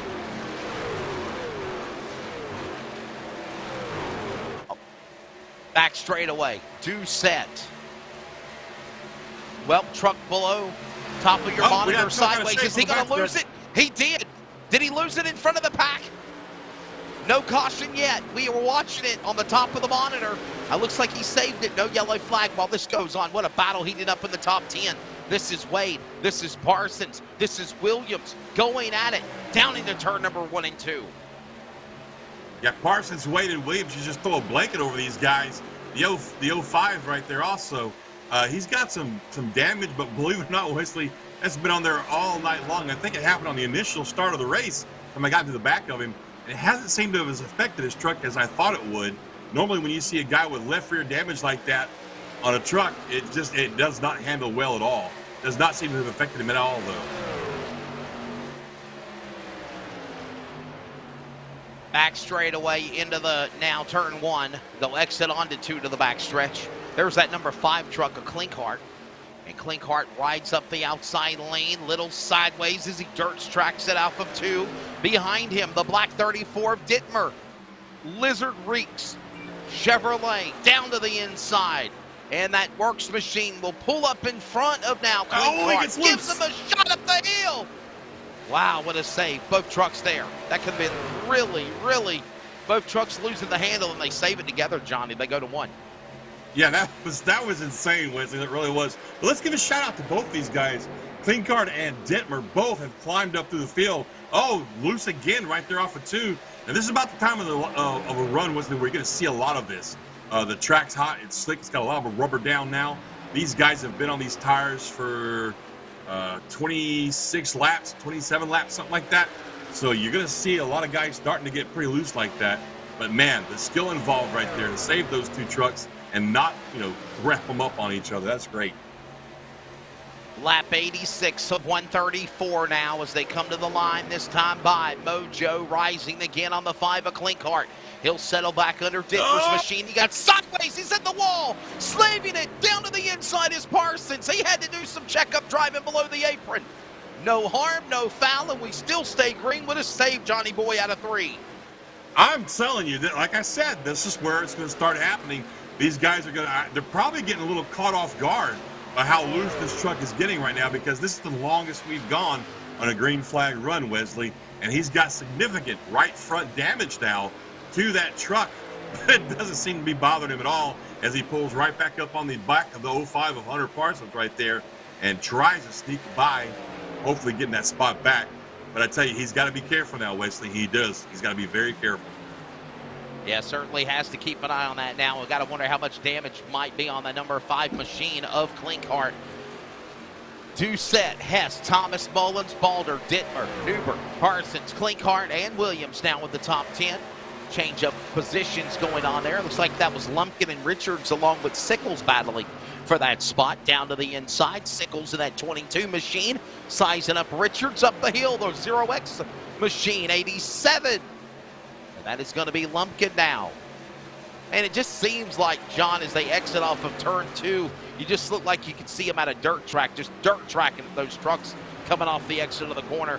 One truck has the wrong kind of handling, or they're having some technical handling issues, and they're going to go around. I'm not sure what's going on up front here, Wesley, but Doucette's giving up a half a second to Hess. I'm not sure if he got in the wall and got loose or if his truck's just giving up on him, but as you see right here, we've got a battle shaping up for the lead between Joey Doucette in that 16 and Kyle Hess in that 86 right there.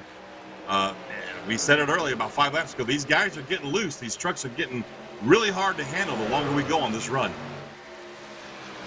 Certainly watching them the more and more that they go. As they work their way back off the corner, Doucette, the man out in front. Hess is right there to the inside. He's looking for the lead. Reels them in like bait on a hook. Back straight away and some lap traffic in front of the leaders as well as they set sail to turn number 3. Riding on board now with Kyle Hess in the 86 as he battles very hard for the lead, trying to wrestle that lead away from Joey Doucette in that 16 car. And like Wesley just said, up ahead of them, we've got some lap traffic.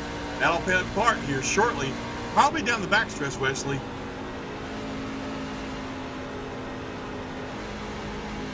Lap traffic getting closer and closer. He gets out of harm's way. What a great group of drivers there, respecting one another. Have at it, boys, as we approach a century grind around Atlanta. Doucette and Hess. Hess took that line away from Joey as they work their way. across the stripe, through the dog leg. Cut the lead down to 200ths of a second as they go to turn 1. Riding on board with Hess was very informational for me because you can hear he gets out of the throttle early and he's very, very gentle getting back on it as they exit the turn. That tells me that these trucks have definitely given up some handling over this long run. So I imagine, Wesley, here we are at lap 92 of 134, a little under 40 laps, a little over 40 laps to go, excuse me. I imagine we'll probably see some green flag pit stops shooting out here pretty quick, unless there's a caution. But I would imagine probably going to see some green flag pit stops within the next 5 to 10 laps. Yeah, I'm thinking probably around lap 105 to 110 is when we're going to start to see those trucks coming down onto the pit lane for what could be also the money stop. But again, caution flag, throw that all out the window. K&K Motorsports machine missing one. Coming to the inside, there's Hess looking after Doucette. He's coming for the lead. Joey Doucette outside. Hess inside. Through the block goes Doucette. Wouldn't let him clear him. He's going to have to do some more driving after him going to turn 1. That pass is going to be so hard to make on the inside right now. As old as these tires are, he's not going to be able to put the throttle down in order to finish that pass. He's going to have to make it happen on the outside. Reeling him in, predator and prey. Here, kitty, down to turn 3. Doucette to the bottom. Hess with the skull bones entry, reeling in Big Purple. The butt kicker, Chevrolet. Joey Doucette and Hess battle now off of turn 4. Through the dog leg. Approaching lap 100. This battle for the lead is mano-a-mano with lap trucks in the way in 1. Oh my goodness, I thought for just a second we could see some contact between Hess and Doucette on the bumper there. I don't think Hess expected Doucette to check up quite so much going through turns 1 and 2 right there.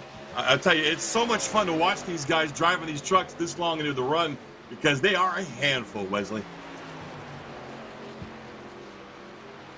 Getting ready to close in on lap 100. Hey, we're going to go side by side. You're not going to miss a thing. We're back with more NASRA Triple M pulling from Atlanta, and you're watching iRacing on LSRTV.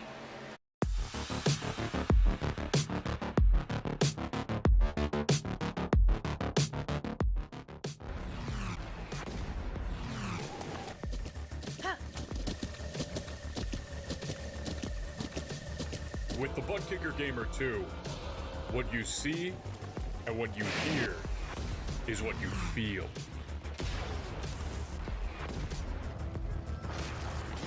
Butt Kicker. The future is feeling.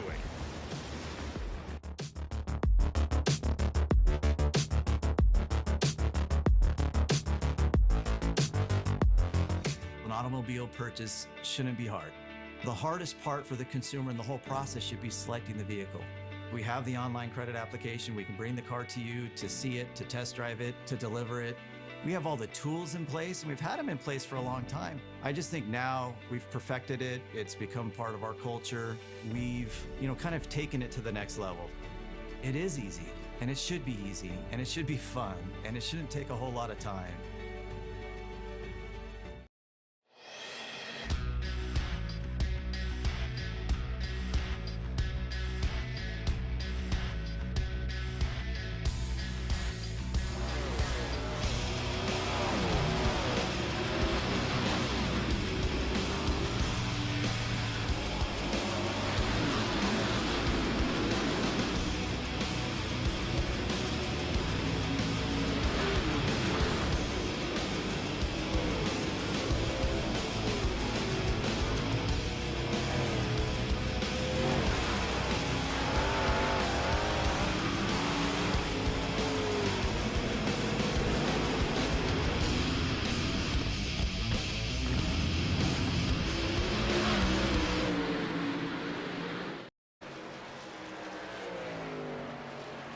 You saw on the side-by-side, Kyle Hess getting around and going to the lead on Joey Doucette.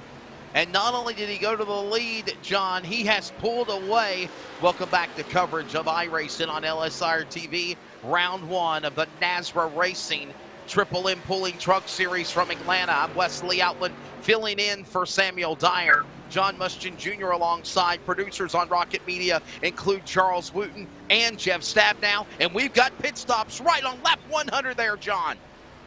Absolutely. We got guys coming in, getting that new rubber, getting that gas to take themselves all the way to the end.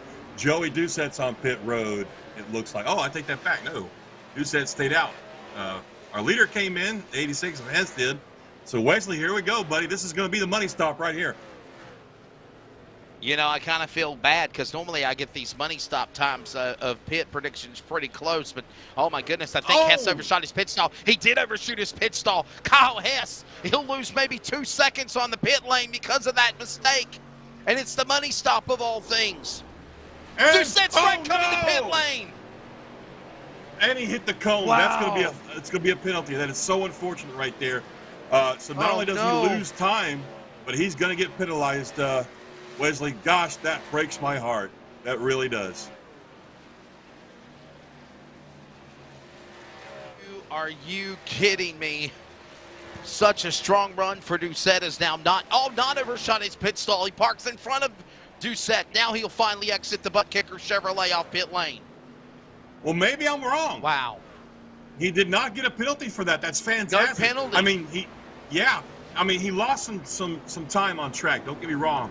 However, I think that between him and Hess having the exact same problem, that's really going to shake up our top 5. But you watch, those two were fast and strong on the long run. I think we'll see him back up front before it's over with.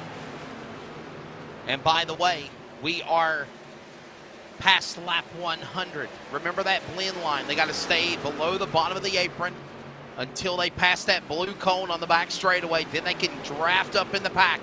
As now, well, Gregory will stay to the lead. Meza had the point. Now Meza comes down to the pit lane. Raul Meza, the Chevrolet 37, giving up a lead. He the pit. 7 truck is in on the pit lane as well. Green flag pit stops continue. Meza now at his pit stall there, John Muschin. Meza's down into the pits. Raul Meza's in his pit stop. That's going to give the lead to Gregory in that 61 car, followed by Blanchard, Williams, Daniel, and Cinnamon. I think those are the only ones we have left to pit here. And we should be seeing those guys come in pretty quick. Sometime, I'd say, within the next 2 or 3 laps there, Wesley. And hopefully, knock on wood, nothing happens. No cautions come out. And we'll get right straight back to that fantastic fight we saw for the lead. 30 laps to go. Gregory now. You see that truck of Stephen Gregory. He leads the way in the 61. Chris Blanchard second. Mikey Williams back to third.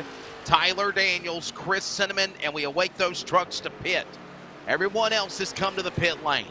Mullins in that Built Tough 4 number 12 would cycle back around as the leader when they pit. Then you'll put Rivera to second, Thomas to third, Hartwick, Balder then. And by the way, Doucette and Newbert neck and neck with one another on the track in positions 13 and 14. If they pitted, once the top 5 do, that'll put them now into the top 10 for 7th, 8th position. More trucks coming to the pit lane now. 36 coming for work. That is Daniels' correction. That's Daniels in 96. He's got a couple of wrinkles on that truck there, Wesley. And remember, no fast repairs in this series. There's that Powerhouse 23 of Thomas. His Toyota works his way down to the inside. Thomas is a truck that pitted as Daniels now exits off the pit lane. Over the top designs on the wrap job for that Silverado. Majors Designs in the Major Series is back on LSRTV. iRacing coverage. And caution is out. Whoa. This will change everything. Daniels off the pit lane before the Banana Republic flag. And we got a parking lot on the front stretch. Wow. My goodness. Here's your replay. Oh no, Doucette was in that. That's Doucette. Oh, some hard damage. Right there, you know what that looked like to me, Wesley? It looked like somebody had 4 tires and somebody didn't, and there just wasn't enough patience right there. Oh my goodness, Joey Doucette. What a Watch this. heartbreaker. You're on board now with the man that pretty much was trying to win this race in memory of his brother in this memorial race to round 1 for NASRA. Oh, they stuck it 3 wide. He had nowhere to go. Put one in the grass. Doucette just simply got turned every which way but loose. Lyrics to a song, and that's just what happened to him at Atlanta off of turn 4. Yeah, like I said, I couldn't tell who the car was on the outside, but you could tell he had a huge speed difference between himself and the 37 car of Raul Meza. And I don't know, maybe Meza might have gotten loose or something right there, but just run him over, and that's what caused that right there. And it just breaks my heart for Doucette, because he had, if not the strongest truck, Wesley, definitely top 3 strongest trucks tonight here at Atlanta. And now it looks to me like maybe his hopes for a win are definitely over. Yeah, man, there you see Mullins on the pit lane. Kyle Hess back on the pit lane as well. Remember, he overshot his pit stall. We were telling you that if the caution would have came out and the other trucks would have came down to the pit lane, it would have given the lead to Mullins in the number 12 truck. But Derek Mullins pits again. Man, did you notice that Mullins about got wrecked with the truck coming onto the pit lane as well? One truck was exiting off the pit lane. He was coming in, and he about got into some contact with one there. All the while, powerhouse number 23, Stephen Thomas's Toyota now. John, the new leader, as we approach close to 25 laps to go here at Atlanta. And here's a little tidbit of info for you. You might find interesting. That 6 truck right there, Daniel Baldwin in 2nd place. He is the truck that Keith the Animal Bradley was involved in an incident with way back at the beginning of this race. So he's still in it, and he is back up in front. And unfortunately, the Animal is not. He's, I think he's out of the race, actually. I think he finally parked it. Oh, no, he's still in it. John, he's only 1 lap down. Yeah. Yeah, 1 lap down here, by the way. Hey, John, while we're under caution, let's go ahead and give everybody a top 10, at least top 20 rundown as it stands on lap number 109 of 134 to the finish. Stephen Thomas is the leader. He started this race in 22nd. Daniel Balder is 2nd. Tyler Dittmer up 33 spots is in 3rd. Hunter Parsons 4th. Adam Newbert is 5th. Stephen Gregory, Chris Blanchard, Mikey Williams, Chris Cinnamon, Derek Mullins, the top 10 here at Atlanta so far. 11th spot's going to be Robert Richards in the 48 truck. Justin Pitts, 12th. Ted Wade in the 2 truck. He's had a fun night tonight. 13th. Right now, scoring has Joey Doucette 14th. Brandon Bullock 15th. Justin Lumpkin 16th. Dana Shepard 17th. Raul Meza involved in that last incident 18th. And Logan Coyne and Jeff Sickles round out your top 20.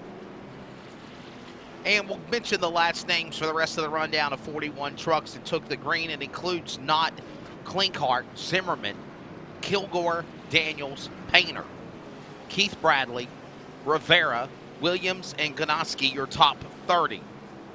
And then, of course, only 25 trucks on the lead lap. Tyler Daniels is the last truck on the lead lap right there. So as the field gets bunched up behind the pace car, rest of the rundown includes Morris, Hagan, Hartwick, Mata, Peacock, Hess, McKinnon. That's Michael and Austin. Then it's Osborne, Hedden, and Mutter. Now, some of those trucks are out of the race, but that is currently your 41 truck full field rundown as we are approaching the home stretch here tonight at Atlanta in the Chris Doucette Memorial 200 round 1 of the NASRA Racing Triple M Pulling Truck Series. And we're getting ready now for the restart. John, I think the fireworks are about to go into combustion here.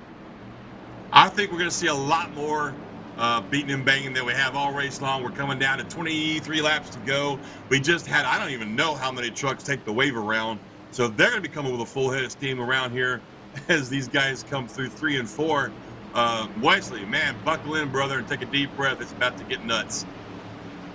Lights are off on the pace truck. Pace truck makes that drop down on the pit lane. Here comes the field back in the restart zone. Turn 4, green flag goes back in the air. From the turn 1 camera, from the dog leg, past start finish, they'll roar back to speed. The turn 1 and 2, tailgate to tailgate, fender to fender, working their way off of 2 to the back straightaway. Thomas gets the jump. Balder, Dittmore, they're licking their chops. Is now an opportunity. comes now for Newbert to get back in the lead as they work out of 3.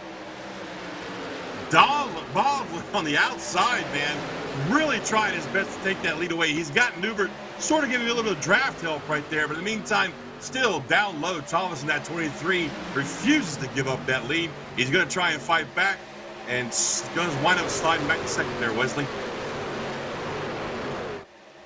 You know, John, just look at how aggressive they've started driving since the green flag restart. You can just tell that they know it's go time now. They're coming up on 20 laps to go next time around.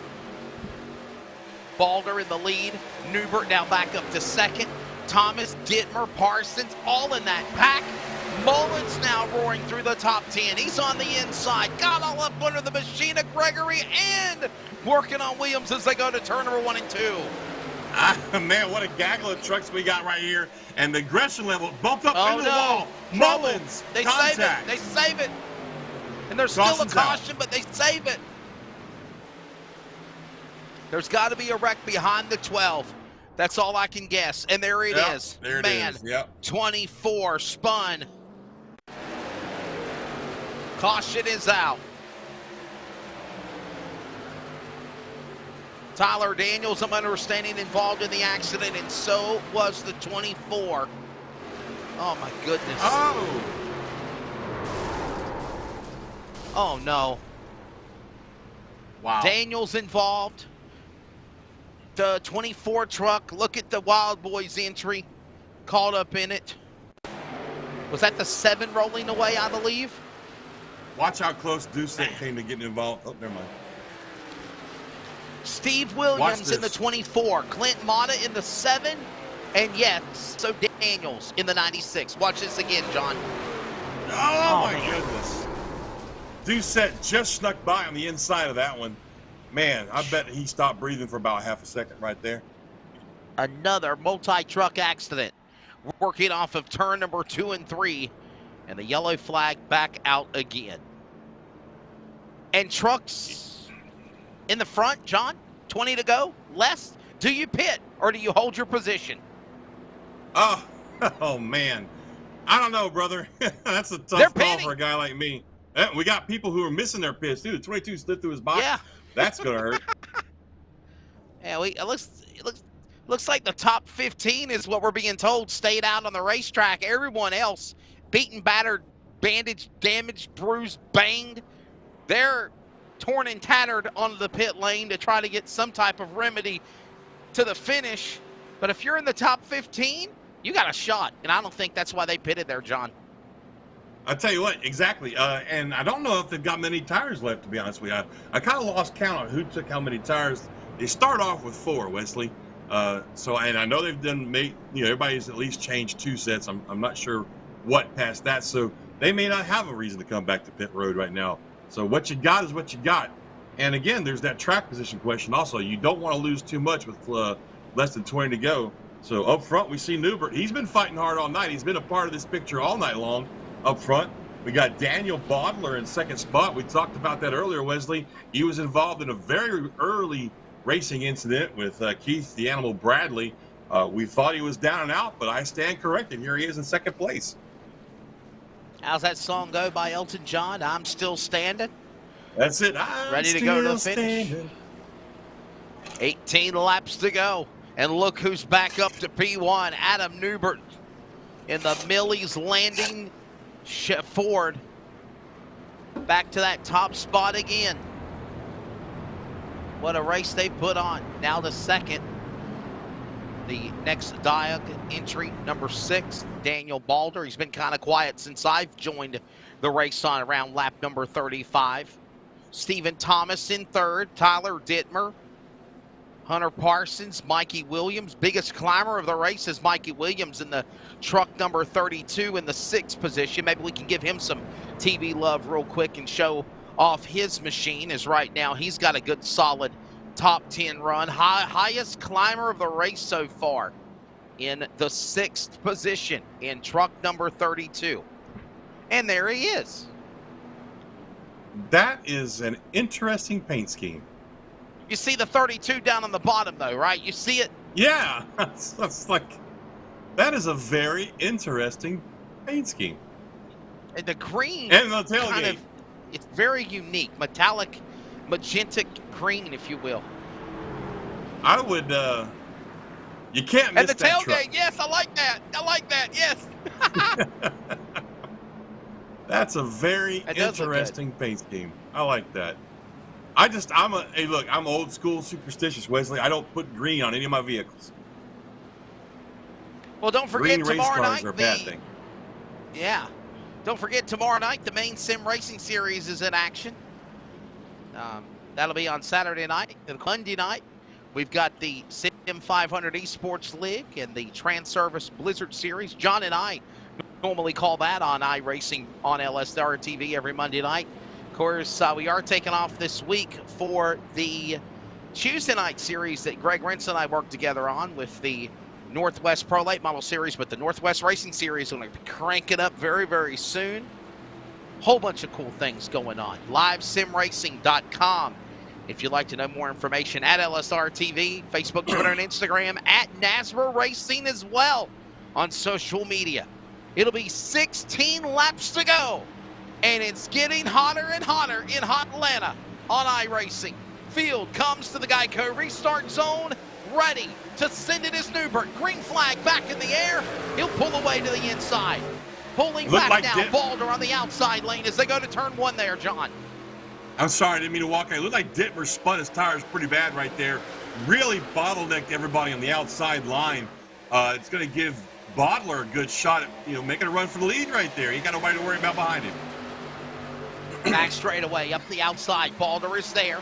He'll protect the outside lane, hugging the bottom, catfishing on the inside is Newbert.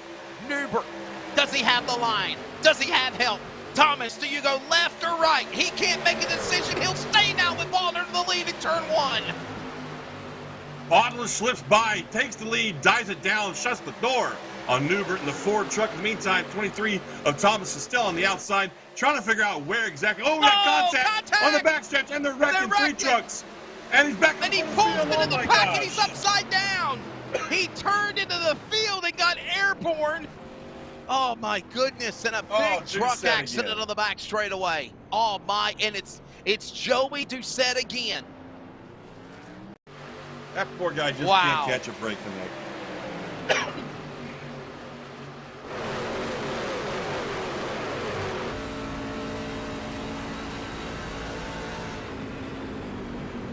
Oh boy, we're already on board with Joey Doucette right here, and you can see he just has nowhere to go. He even locks him up there, Wesley, trying to avoid that. That was just, the track was shut down right there. It's the number 2 of Ted Wade that literally lost it, went down below the apron, then turned back up into the pack and calls the big one here. And he got up into the fence and airborne. Watch this. OP as he had contact, turned by the 05, then he turns back into the pack and he goes airborne. Look at this. Oh man. Wow. We got to ride on board with the 2 of Wade. This will be fun. We're going on board. Extended replay with iRacing on LSRTV. This is on board with Wade. If you get dizzy very easily, I ask you to turn away now. Oh, watch this here we and go. listen. This is gonna hurt. Oh, I believe I can fly. I see the blip. Hey, he stuck the landing though. Yeah, he did. He stuck and he kept rolling. landing. Look, he's just gonna stop right here though. Oh my goodness! I don't think Turtle Wax is gonna fix that. They ain't no buffing that out. And remember, no fast repairs. I'm about to say there's not a slow repair one who fix that car. I don't think. You took the words right out of my mouth there, producer Cody. Oh my goodness. Remember, they can't hear Wesley, what he's saying. Wesley, you were sitting at home chilling on a Friday night, and now you're in the middle of this. How you feel about it, buddy? Well, it's a winter wonderland in Carolina, but it's hot in hot Atlanta. What can I say? Okay. Oh, yes. Man. It's 11 degrees in Texas? Yeah. Oh, my goodness. It's 29 right here. Man, those news reporters weren't telling hashtag fake news when they said there was an Arctic blast hitting the United States. I mean, wow. Man. Texas, 11 degrees. Hey, they had snowflakes south of me, and I'm in South Louisiana, man. Yeah, I was about to say, man, you're born on the bayou, man. You got jambalaya right now. I could hear the snowflakes looking like, where in the hell are we right now? Oh my goodness. Well. What a race, folks. We've had some great racing tonight, Wesley. You've been a part of this for most of the race. It's unfortunate Sam had his technical difficulties because he's missing a great one. We've had some heartbreak in the form of our pole sitter, Keith the Animal Bradley, had a great run going, got involved in an early accident. Then we had uplifting moment with Joey Doucette, whose brother is the namesake that this race memorials for. Led a lot of laps, looked really, really strong, and unfortunately got caught up in somebody else's accident. And it has just continued to snowball for that 16 truck tonight. Yeah, it certainly has. And no pun intended, it's just continued to go downhill from there. And 12 laps to go. I don't even think she's warming up her pipes just yet. The fat lady ain't sung in the snow or in the heat. So we'll get ready to see what happens here when they come back to 1 to go. I believe it'll be 11, now 10 to go when they take the green. So the lights are off on the pace truck. We have 11 laps to go now, so it'll be a 10-lap shootout. Oh, my goodness. Minus the extra overtime that our producer has already wheeled that's going to happen as well. And I want everybody in our audience and watching this replay to know I had nothing to do with that. Nope, so it's all the producer. He said it. That's right. When this happens, it's Cody's fault. He willed it to happen. All right, here we go. Lights are off on the pace truck. We'll get ready to go back to green. Shootout time in round 1 of the NASRA Triple M Pulling Truck Series 2022 opener in the Chris Doucette Memorial from Atlanta. Balder, Newbert, Dittmer, Thomas, Richards, Mullins, top 5. Pitts, Meza, Cinnamon, Quinn, right there around out the top 10. It'll be 10 laps to go when they make their way back to the restart zone. The lights are off again on the iRacing pace truck. The field will be back at the hand of the iRacing flagman, Barney Milton Fife Jr. They'll come to the restart zone. Green flag back in the air and pulling away. Balder, probably the best restart of the night I've seen so far with 10 to go in turn 1. He leads the way. Bottler said, look out, people. I got places to go and money to take. And that's, we got to spin down to the inside, but we're 61. Still green. 61 is spun. No caution yet. No caution yet. That's the 61 of Stephen Gregory. Gregory down below the apron. I think he's exited off the racetrack. No caution. 9 to go. Balder down, pulls away half a truck length from Newbert and Thomas as they go to turn 1. But Newbert's reeling him in right there. Newbert did turn in the fastest lap right there, 33.96. 3/10 faster than our leader. He's pulling him in. Meantime, he's got help on the, not help, I wouldn't say. He's got someone on his back door. The 23 of Thomas got Richards in this fight also. My goodness, Wesley, it's shaping up to be a barn burner. Battle for the lead. Here comes Balder up the outside lane. Newbert down to the inside. He'll carry Thomas with him. Thomas says, no, I've got help from Richards. Excuse me, coming through. He's there. 8 to go. Balder leads, but they're changing up and flip-flopping. Second and third like tic-tac-toe off of 2. Newbert got real loose in the middle of 3 and 4 right there. And you can see, folks, it cost him some momentum exiting those turns, going through 1 and 2. Also, a little slower than the guys in front of him. Meantime, Bottler's loving what he's seeing in his rearview mirror. The more these guys fight, Wesley, the farther away he's going to get. That's Richards in that 48 machine. Man, look at all of the dirty air and debris all up under the front end of the 4 truck on the front of Newbert's ride. Catching flies, catching bugs, catching pavement, and he's working his way up the outside lane, trying to hold off Richards. Also, Dittmer and Mullins are back in the gunfight. 7 to go to the back straightaway. Down the back straightaway, you see this fight shaping up between the 23 of Thomas, the 6 of Bodler. Who's going to be, folks, got less than a 10th separating these two as they exit 3 and 4. Coming across the stripe in the dog leg, down into 1 and 2. It's still Mr. Bodler in the lead. Getting good at Hot Atlanta in the neighborhood. Down to turn 1 and 2. You're on board with the leader. That's the back end of the camera of Balder. Thomas has got all that junk in his trunk and ready to put up in the front. The tailgate there has got his front grille all up on him. Balder patiently waits. He gets the bump there. Thomas looks at the engine, gives him a shove. Thomas up the hill. Balder protects the inside, working through the dog leg. It's an open hand from your flagman. 5 to go as they go to speed to turn 1. The closer he gets like this right here, going into those turns, and that's going to make this clip very, very tight, and it's going to make him want to push to the outside. You saw that on exit 4 last time by. And look right here, it's going to bunch him up between Thomas, Newbert, and Richards, and now Mullins in that 12 truck. Folks, this is about to be extremely hot in Atlanta.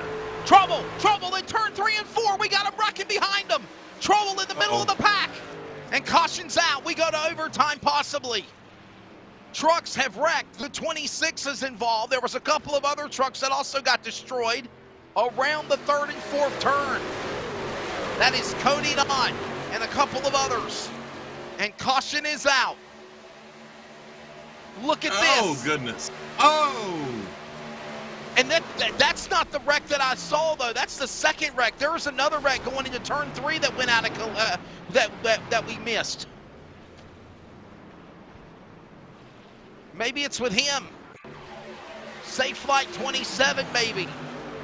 And Pitts, possibly. Might have been this receiving of this. Watch this. They were battling in turn number 3. And I wonder if he saved it. And then he kept going, and then he collected some more. And that's what happened. That's what happened. Oh. Yeah, that's exactly what happened there, producer. 27 and 22 got together. Pitts in the 22 of, I believe, Sickles, I believe. Yes. Wow. Hey, Wesley. Guess what? Overtime. I know. Blame it on Charles. Yep. Cody, we're going to give them your personal email, buddy. The heck with the emails. I'm going to give him the phone number. There you go. He's just gonna call forward it to you, Wesley. That's all he's gonna do.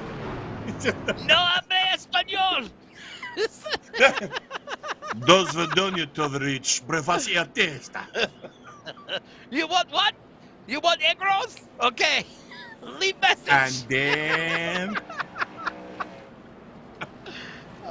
Oh my goodness.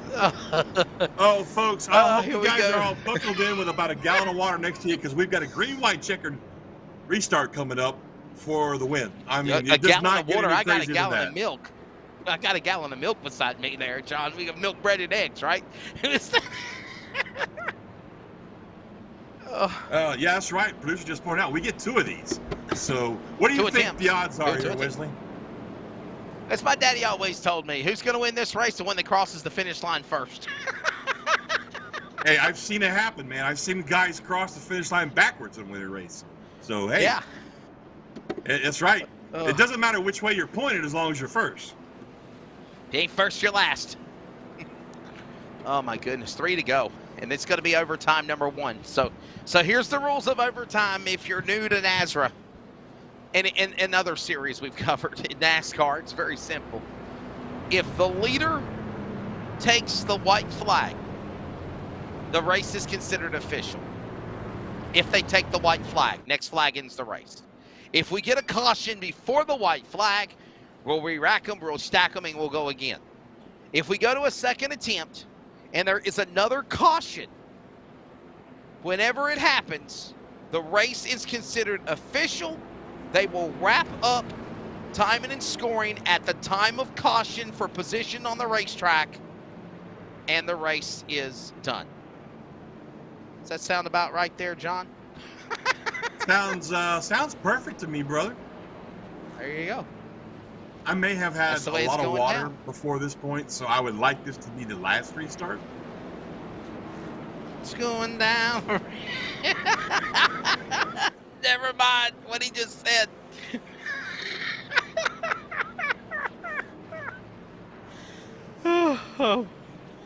It's a depends kind of night. Did you say it's a depends kind of night? Is that what you just said?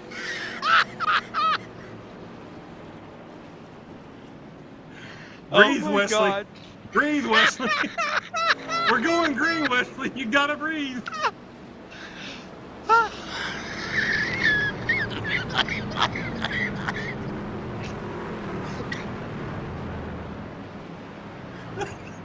Oh I'm my broken. goodness! I'm crying. I gotta take a sip of milk. Okay. I broke Oh, my Wesley Allen. goodness. Yes, I did it. We are ready for the restart. Are we? Oh my goodness. All I gotta say is, John, don't wet your depends. We're coming to the restart. It's shootout number 1. Green, white checker. And Balder and Thomas are gonna be side by side, and I don't think nobody is gonna give an inch to one another. I think we're gonna rack them and stack them in turn 1. I'm calling it like Charles did, like Babe Ruth called his shots in baseball. I'm doing the same thing. I'm calling my shot. Here they come. Back to the restart zone, overtime number 1. Green flag. Balder pulls away from everybody, but they'll reel him back in. As here comes Newbert after Thomas in turn 1. All we got to do, folks, is make it to the white flag. Next time by, and this race is official. Bodler out front, Newbert, Thomas, Mullins, Richards in the top 5. It's anybody's race right now. But Bodler does have a convincing lead right there, Wesley, going through 3 and 4. Coming to the white flag. Saving off of 4, coming to the line. CRN 1 to go. White flag in the air. All details at crn.com. Final time around. It is Balder pulling away from Newbert. He better use the bump and run, but he's getting out of time at a 2 there, John. Bodler off of 2 right there, coming down the backstretch. He's got Newbert. 1, 2 car lengths behind. Thomas in 3rd. Down to the inside goes Thomas in the 23 truck. Going to try and take that second spot away as they exit on 4. Can he do it, or will he wash up and have to check up right here, Wesley? Can't get him. Daniel Balder comes to the line and wins the Chris Doucette Memorial 200 in round 1 of the NASRA Triple M Truck Series at Atlanta. Thomas just could not get by Newbert. Adam Newbert will go to 2nd. Thomas for 3rd. Newbert and Thomas battling for 2nd on 1 attempt of overtime. And how about the next Diag number 6 machine of Daniel Balder? Reminds me of the Viagra car when Mark Martin ran in NASCAR. What do you think of that number 6 machine? What a drive there. And now, John, you can change your depends. Oh, here we go. Here we go. I was wondering if that was going to happen. Keith Bradley is not happy with that 6 truck. That, folks, came from the very first caution we had on the night where the 6 and the 29 got together. And it basically cost Keith Daniel Bradley a run tonight. And look, he's not done with him. Oh, wow. Wow. They don't call him the animal for nothing. He has a lot of anger in his life. I'll tell you what, though, if you saw the replay, you'd understand. I'm not taking sides. I'm just saying what I saw. And it's understandable how he feels. But, hey, congratulations to our race winner, Daniel Bodler. You got Adam Newbert in 2nd and Steve Thomas in 3rd. Wesley, you want to do a rundown for us, buddy? Yeah, let's give him the official, unofficial results. As Daniel Balder has picked up the win, Adam Newbert will settle for 2nd. Stephen Thomas 3rd. Robert Richards 4th. Derek Mullins 5th. Raul Meza 6th. Tyler Dittmer 7th. Justin Lumpkin 8th. Derek Kilgore is 9th. And Chris Cinnamon on the top 10 in the truck 3. Coming home 11th, Brandon Bullock in that 17. Dennis Shepard in the 43 is 12th. 13th, Logan Quinn in the 44. 14th, 05 of Hunter Parsons. He had a rough night. 15th, Keith Bradley. You saw him there on the screen, folks. He ain't happy about it. 16th, what a heartbreaker. The number 16 truck of Joey Doucette looked strong tonight. Led a lot of laps, but unfortunately got caught up in somebody else's mess. 17th, Mikey Williams. 18th, Eric Zimmerman. 19th, Jacob Pinkhart. And 20th was Christopher Blanchard. 21st will be Devin Painter. He finished 21st of the 21 trucks that finished on the lead lap. Everyone else in the rundown is either several laps down or out. Jose Luis Rivera will finish in the 97 22nd. James Morris 23rd. Dan Hagan 24th. Ben Ganoski is 25th. Justin Pitts, Cody Knott, Jeffrey Sickles, Stephen Gregory, and Ted Wade flying through the air will finish in the top 30. 31st, Tyler Daniels. Steve Williams, 32nd. Clint Mata, 33rd. Zach Hartwick, 34th. Taylor Peacock, 35th. Kyle Hess, 36th. Michael McKinnon in the 13th. 37th. Austin McKinnon in the 8 truck, 38th. Ed Osborne, 39th. And Curtis Hedden is 40th. And one truck that we didn't mention, 41st position, and that is Matt Reuter. And Matt Reuter was 27 laps down at the checkered. Well, coming up, finish line post-race wrap-up. We will talk to the top 3. We'll get ready to wrap things here at Atlanta. What a wild one for round 1 of the Chris Doucette Memorial 200 for the NASRA Racing Triple M Pulling Truck Series. We're back with more in a moment. You're watching iRacing on LSRTV. Proud to be your home for sim racing. We'll have our interviews in a moment.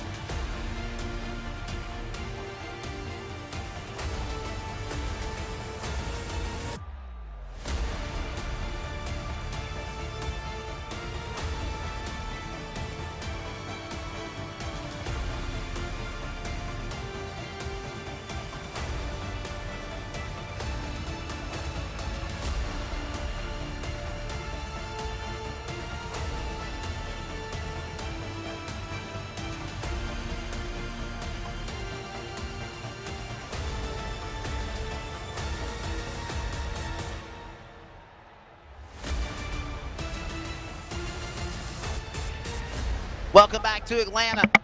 iRacing on LSRTV and coverage of round 1 of the NASRA Racing Triple M Pulling Truck Series and the Chris Doucette 200 Memorial.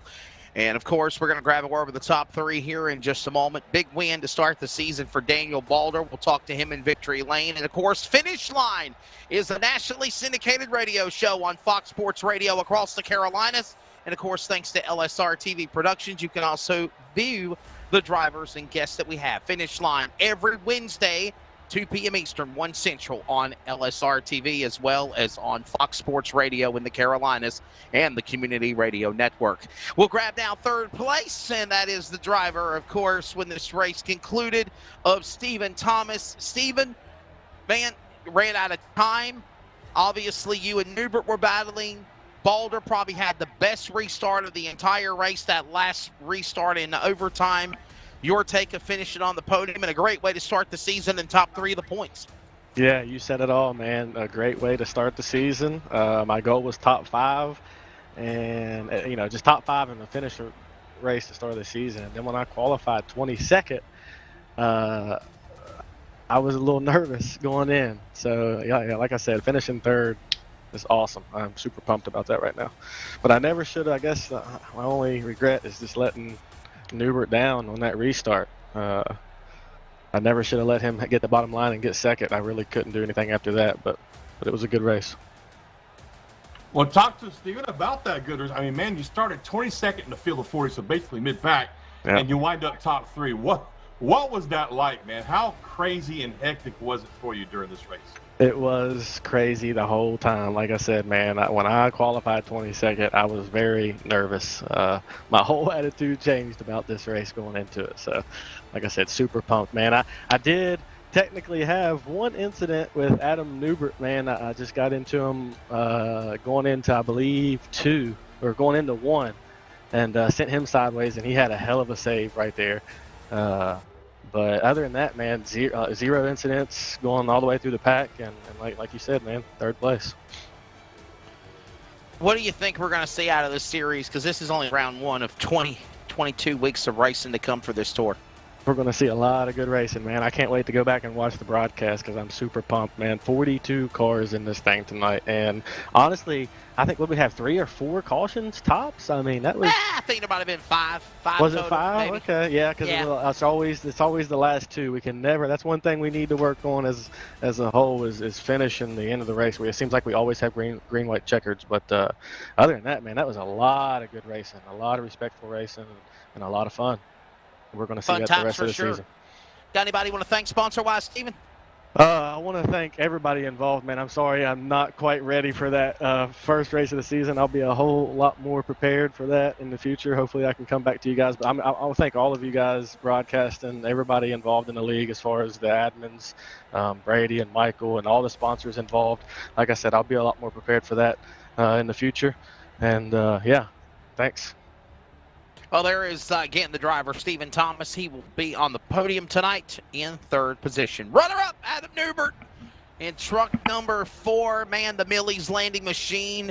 So close to coming to victory lane. You set the bar. You were fast in practice. You were fast in qualifying. Just 1 spot short in the race. And actually, you were the fastest truck on the racetrack in the overtime. You were finishing on the podium. And, of course, Balder on that restart, did it just change everything for you? You just couldn't run him down. Yeah, man, this Millie's Landing number 4 Ford, it was so fast today, man. I mean, we were 3rd in the first stage, won the 2nd stage, and then I thought there at the last stage, I thought we were kind of screwed. You know, we got in a couple of bad incidents, almost wrecked a couple times, got caught up in a wreck, actually, off of 4 there, and I can't believe we were able to salvage it back there at the end, but congrats to the 6. He just took off on the restart there, and then there was nothing else. Me and Steven got the racing, and there was no catch to him. Well, Adam, it was. I'm sorry. Excuse me, Adam. It was fun to watch you tonight. Just the fact that, like you said, you were caught up in a couple of incidents, and still managed to salvage a top 3. Man, 2nd place is just amazing. So, what are your thoughts on that? You know, the fact that you were able to salvage that. And the fact that it was 41 cars on the field, and it's the first race of the season, and what do you look forward to? Oh, man, we've had a great start to the season. We won the Clash last week. We finished 2nd right here. Had a bunch of good stage points.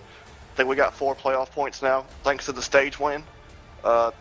Just a fantastic showing of 41 cars, and I think we'll probably have, hopefully, just as many next week and the rest of the season.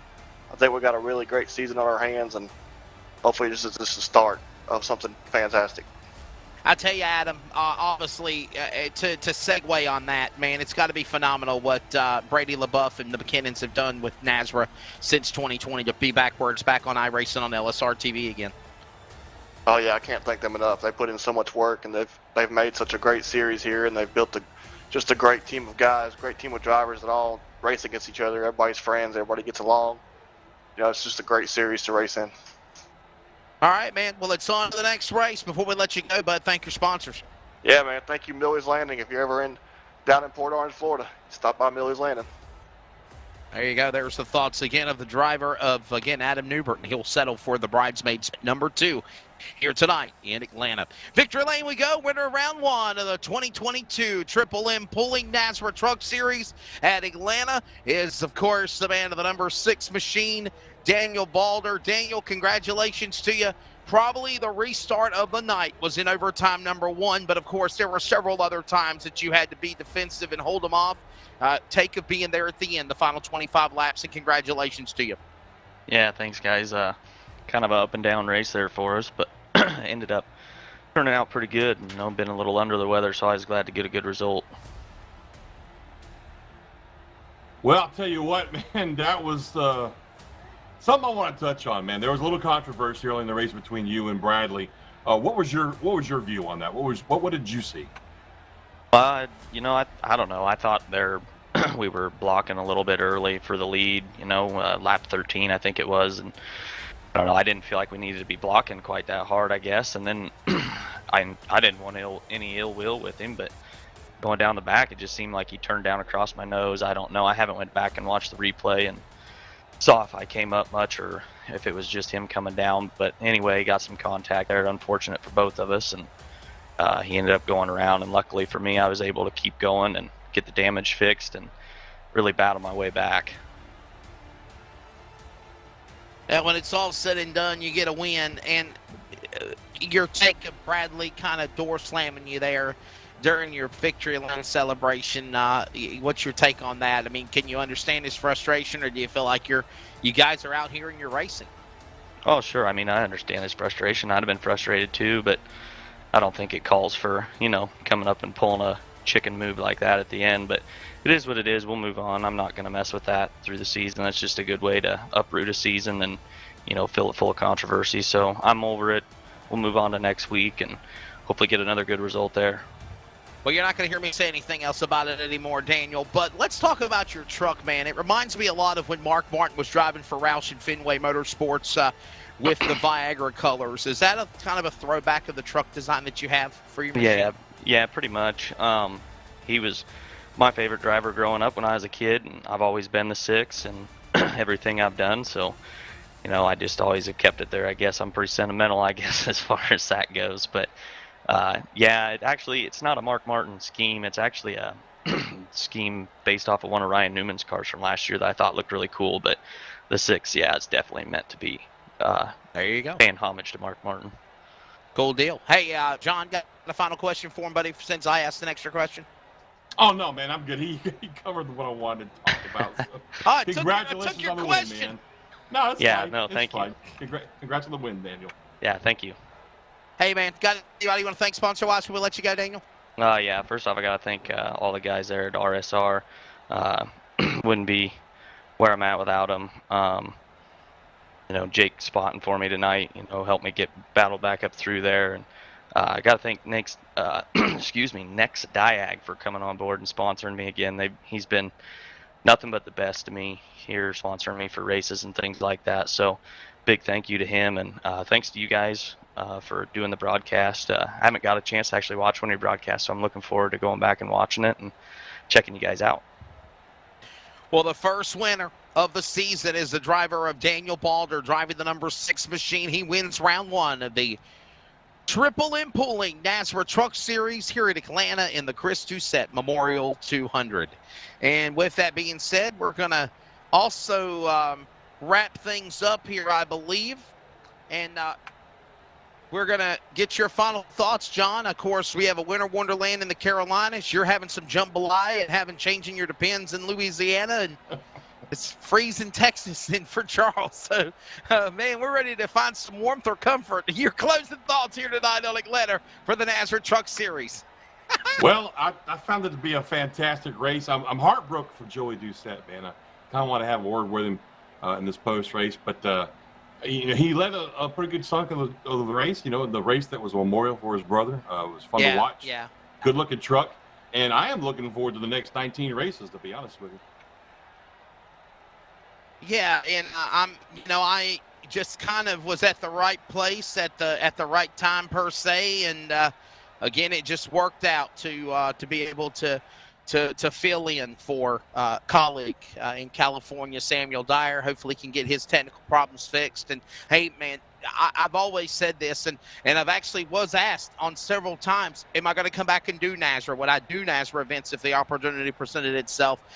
Tonight, ironically, with it being a winter wonderland outside, John, was just the perfect storm to be able to come back and join NASRA. And thanks again for having me back. It was very, very awesome. Everybody, as always, follow coverage of NASRA Racing at NASRA Racing on Facebook, Twitter, and Instagram. And, of course, at LSRTV on Facebook, Twitter, and Instagram as well. Round 2 for the trucks is next Friday night as well. For everybody at Rocket Media and LSRTV, for Samuel Dyer, of course, in the booth, thanks also to Jeff Stabnow and Charles Wooten. For John Muschin, I'm Wesley Outland. You've been watching coverage